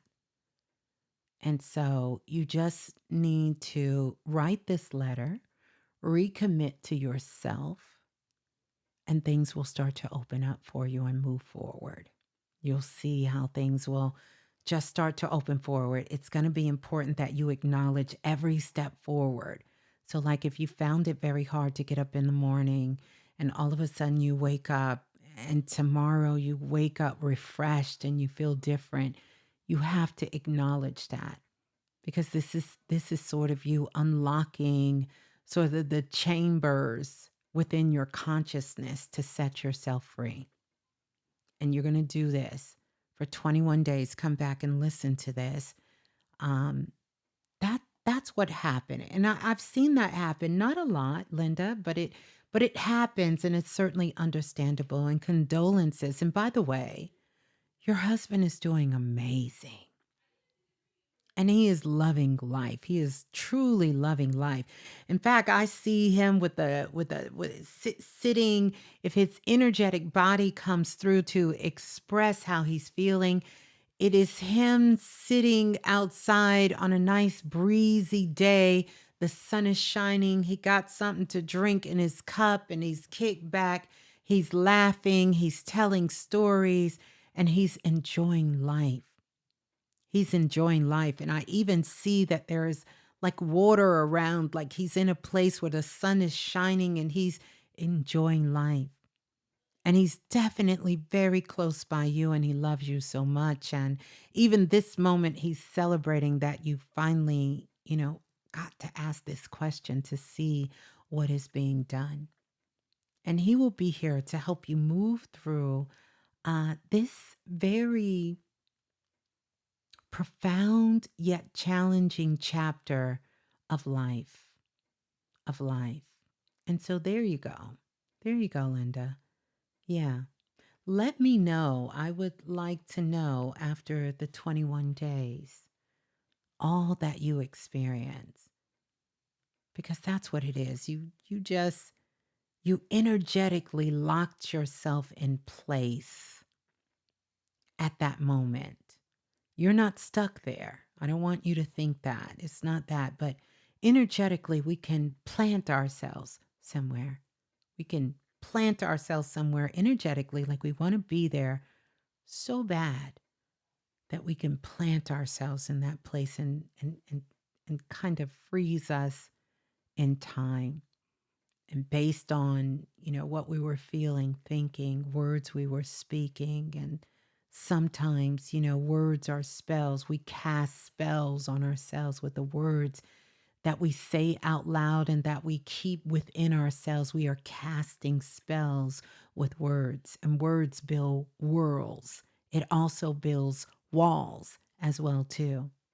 So this is how you shift that, how you unlock that so you can move forward.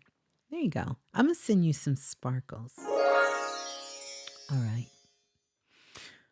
Whew, that was a good one. I seen that cemetery. I said, wait a minute. But it turned out beautiful. That's why you don't jump to conclusions when you're doing this work. You gotta let spirit walk you into it. Mm-hmm.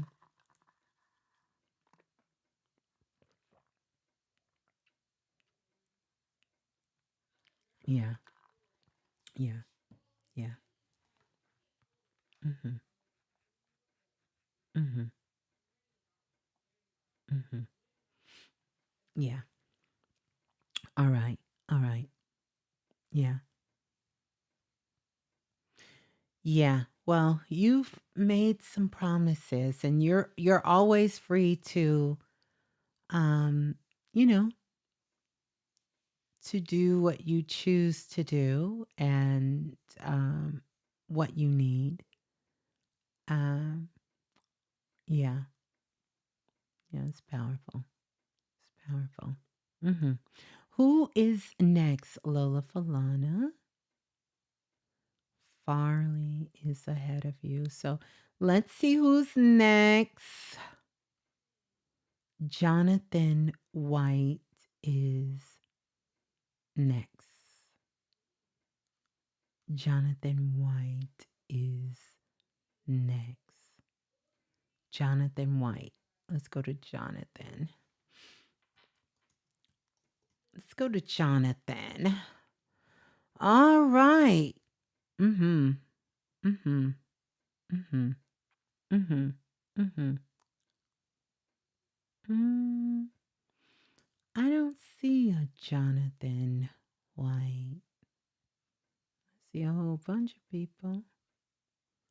Hmm.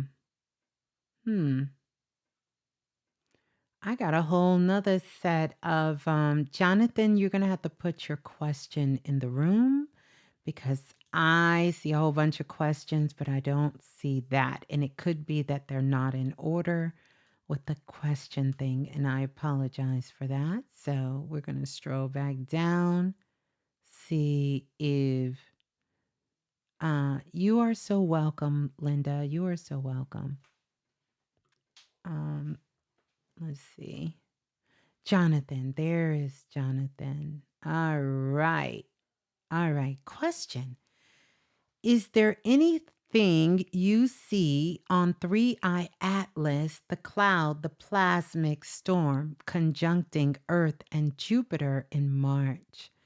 Like extrasolar DNA upgrades or bacteria, etc.? Great question. Well, you know, when 3i Atlas entered into our sphere, or shall I say, they revealed themselves in this sphere, I really, really feel that they were here to pick up souls and to drop souls off and to drop off some seeding. And if we look at it from a more esoteric point of view, 3i Atlas was here to help us expand our consciousness and awareness about what is possible on the planet. And even if we just take that, it allowed us to understand that we are not alone. Ah, okay. Mm-hmm. Mm-hmm. All right. That we are not alone. Don't worry. We got our eyes on the door. So we are not alone. That was the number one thing to take away from this. We are not alone. And it expanded how we seen the world, how we seen our galaxy, how we viewed life and ourselves. Because for a long time, they didn't know what it was. And they kept procrastinating, talking about the systems down. They can't give no insight. Well, that plasma that you see, or what they're calling plasma, you know, this has a lot to do with downloads and things that are coming.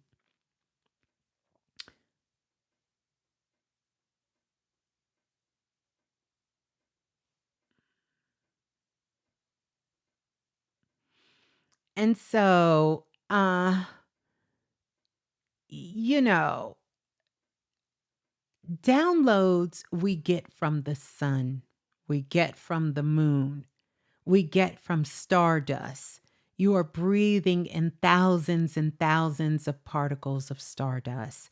And that stardust that you're breathing in has light in it. And that light is what we call downloads. That download has information, it has data, it has intel. And you know, for someone to think that they have this figured out, they don't. They're guessing, and we're all guessing at this to some degree based on what we've experienced ourselves.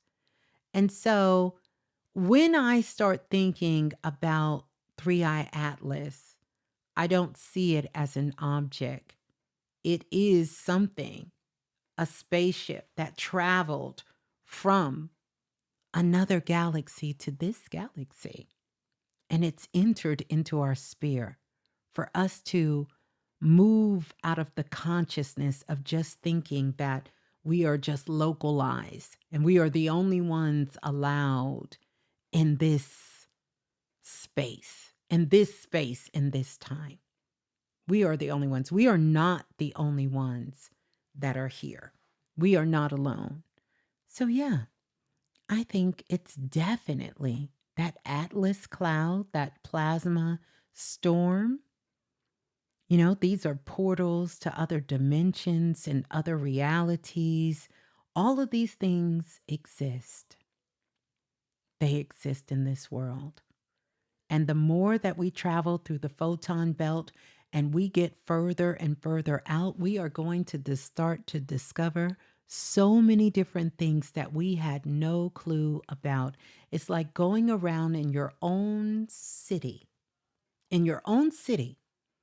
to a place in your town you've never been before, and you think it's a new place because you've never been over there. You're like, oh, I never took this exit.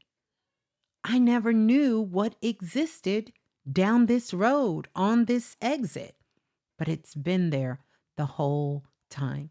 We are no longer in the same place that we once was in the galaxy. I remember years ago, before, when science was still saying that there was nothing on the other side of the Milky Way, and I still have it up on my Twitter account where I said, I've been to the other side of the Milky Way and I seen this planet and it was just bling, bling, bling, like I love sparkles, and it looks like diamonds. 3 years later, they came out and said, we discovered a diamond planet and there's other things on the other side of the Milky Way galaxy.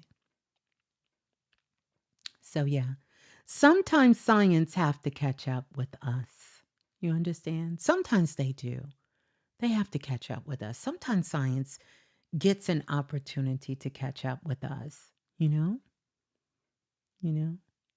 We have some people who think because they are of a persuasion that the idea is only correct of how they see reality. And that's not true.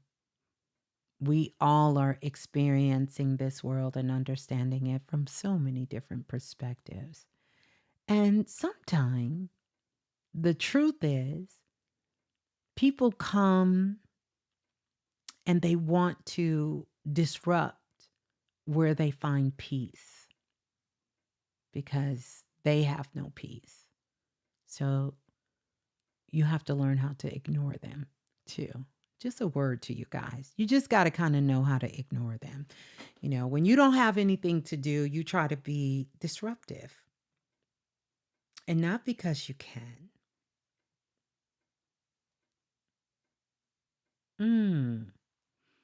Not because you can, because you think it's your birthright, because of who you are.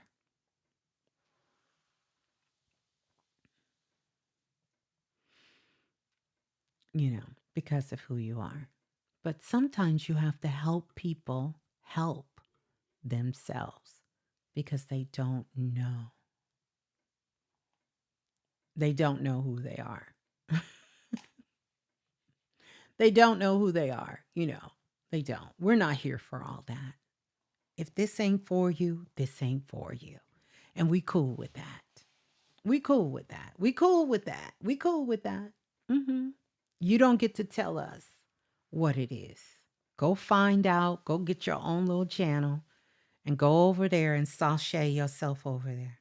It's probably not even your real picture. I'm sure AI helped you get it. But Jonathan, what a beautiful question. Yeah. You know. People see you got the light on and they want to come over and disrupt the light. They don't want to be around your light. They want their own light. They want to do their own thing. Yeah. Okay, so who's next? Let's see if we can get another question in here, y'all, cuz listen. I ain't going to be bopping trolls out the way and answering questions. That's a lot going on for me. I got to bop trolls and answer questions. That's a lot going on.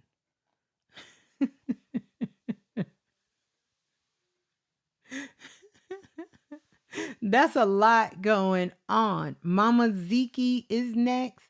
Can you please tell me somebody do a body scan and let me know if I'm on the. You don't need a body scan for the right path, baby. I don't need to scan your whole body to find out if you're on the right path, but I understand. I understand. He will find out who he is sliding down the razor blade into. Oh no. Oh no, Listen.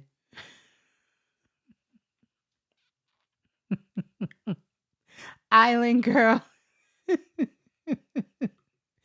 Listen. It could get kind of ruthless. It's too much going on. It's way too much going on. I'm with you, Lola. But thank you, Lola. Lola's doing a beautiful job. Let's give Lola some sparkles. Give Lola some sparkles. Hey, I need some sparkles for me because listen, let me see who the next question is. But I don't you want a body scan, so I'm gonna give you a body scan. Y'all don't pay me no mind. I don't see how come I don't see that question? Hmm. Let me go back, Lola. I gotta go down. I gotta find the person's question. I know you lying. I've been up here for 4 hours. I know you lying. I know you is lying. Ooh. Let me see. I don't know who keep giving me thumbs down, but thank you. I I see the little thumbs go down and thank you. Thank you. I don't see the person, Lola. I don't see him. I don't see the person. I don't see the person. I don't see the person. I talk to Brother Bobby every day. I sure do. Let me see. Um, yeah, Lola is doing a great job. Let me see. Then Miss Divinity. Well, we gonna have to find Miss Divinity because I can't find the person's question. Did you put the Zika's question? Was that Zika's question? Where is Zika? I don't even see Zika. Zika, you here? Is it Zika? Is it Zika? What's the question? Okay, y'all.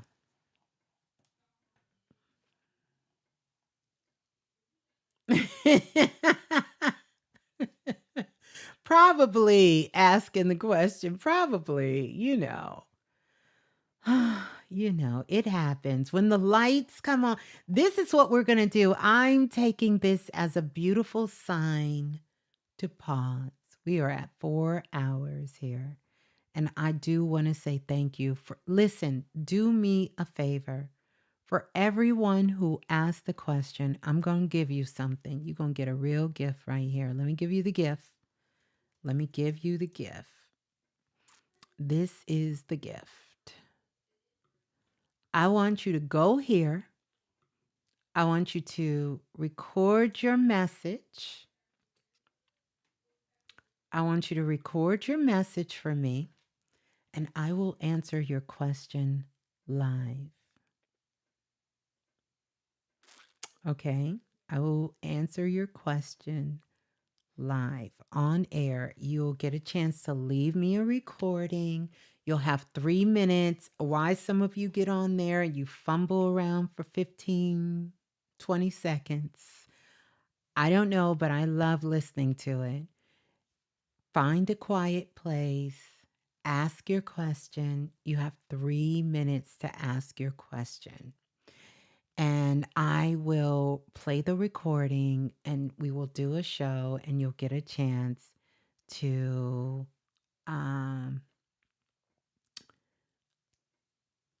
well, I'm waiting on your notification when you will interview him. A wish and a dream. Who's that? Who I'm interviewing? I'm interviewing somebody? Well, let me know. But anyway, this is what I want y'all to do. I want y'all to do that for me. If you have a question and I didn't get to your question, because this is a way that I will get to your question, okay? That you can go back, you can go to this website, ask.allaboutfrequency369.com. Very easy instructions. You're going to click the button. You can do it from your phone, desktop, wherever. And you're going to ask me your question. You'll get to speak it. I get to hear your beautiful voices and hear you express yourself. And you'll get to ask your question. And then after you ask your question, I will answer it. And Golden Eagle 99, thank you for the super chat donation. Ms.Blue, did you ever do a show on Archangel Metatron? Is it in the archives? I want to work with him. Thanks. I did. I've done several shows where we talked about Metatron, Metatron's cube, and the Archangel Metatron, which I'm so glad you brought that up because Metatron has been heavy on the dome and in the atmosphere. Don't even be surprised if you look up in the sky and you see that black cube floating through the sky because, yeah, powerful energy.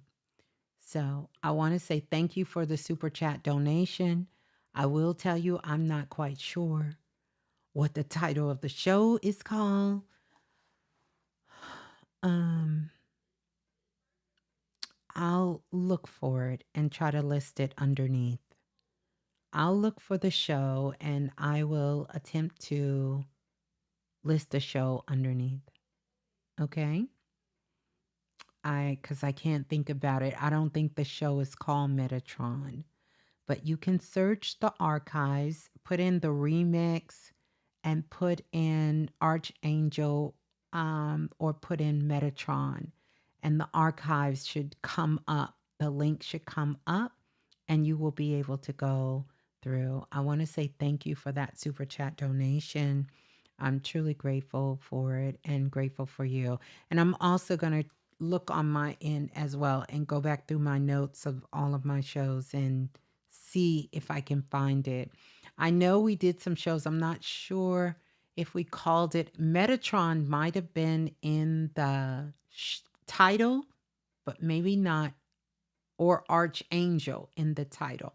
I don't know if it's together, but I've done several shows on the Archangel Metatron, which I'm going to do a series here, and I'm not sure how I'm going to set it up where I will be bringing back to talk about some of the archangels, to talk about some of the goddesses. Like I used to tell the goddesses stories and the god stories back in the day, coming from different walks of life and bring that energy back to, to the shows because it's one of the things I've always loved when Brother Bobby would come and talk about it. In fact, that's where I got a lot of my learning from and understanding, and then begin to work with the goddesses, with the priestesshoods I've been doing as well over the years and working with the goddesses and the angels as well. And to talk about it in a grounding way, in a very grounding way, so that we can understand what these archetypal energies are. And really, if we want to work with this energy, how to work with it in a new world kind of way that is empowering for ourselves. And as we evolve these different dimensions and these gods and goddesses and these archetypal energies, they have evolved as well too. They're not the only one that is evolving. Not at all. Not at all. So we must understand as we grow and evolve, and as you grow and evolve, they evolve. And how you might have worked with an archangel 10, 15 years ago, you're in a different place because these energies meet you where you are within your consciousness. And so sometimes when people are telling me different things, it tells to where they are working with these entities and these different energies. And it's profound to see your growth and how we're all growing up on planet Earth, because truly this is what is being invoked within all of us. We are being required to grow up on planet Earth. We're going to get out of here, you guys. It's been 4 hours, but yeah, 2026, Saturn, Neptune, ancestors, ETs or extraterrestrials, predictions, channels, the Akashic records, archangels, right? Shifts and changes, the ancestors coming through so powerful. and so much happening, us stepping into this new time, this new place of where we all are. We all are. So I love you all. Let's be good to each other. Let's take care of each other. Let's enjoy this time. Happy Valentine's Day for those of you who celebrate Valentine's Day. And don't forget, it is Black History Month, African American History Month. History matters, but not the false history. History that tells the truth. Yes, I'm on Google Podcasts as well for the other shows. I sure am. For the past shows from the remix. I sure am. Yes, you should be able to find it. The links are out there. They're coated with a little bit of magic, but they're out there. Yeah, so we're going to get out of here. I love you all. Lola Falana, thank you so much. Thank you all for everyone in the Blue Room bringing your high vibes, your beautiful energy. Let's just keep going and let's keep putting our work out into the world, putting love out into the world, looking out for each other, being there for each other. Sending love. Don't forget to talk to the elders and the ancestors because they got some gifts for you as well. And watching over our babies and just all of that. I want us to keep this going in the comment section. So I would love for you, if you're not subscribed, subscribe. Don't forget to hype this video up afterwards. And also don't forget to leave a comment. So I will see you all in the comment section. Oracle kisses, peace and love. Ciao. Yeah. If you really want it, you gotta be it. As Ms.Blue has shared with the world, it's all about frequency.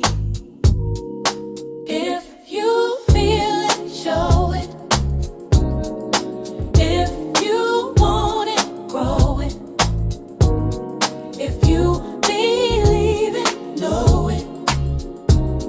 It's all about frequency.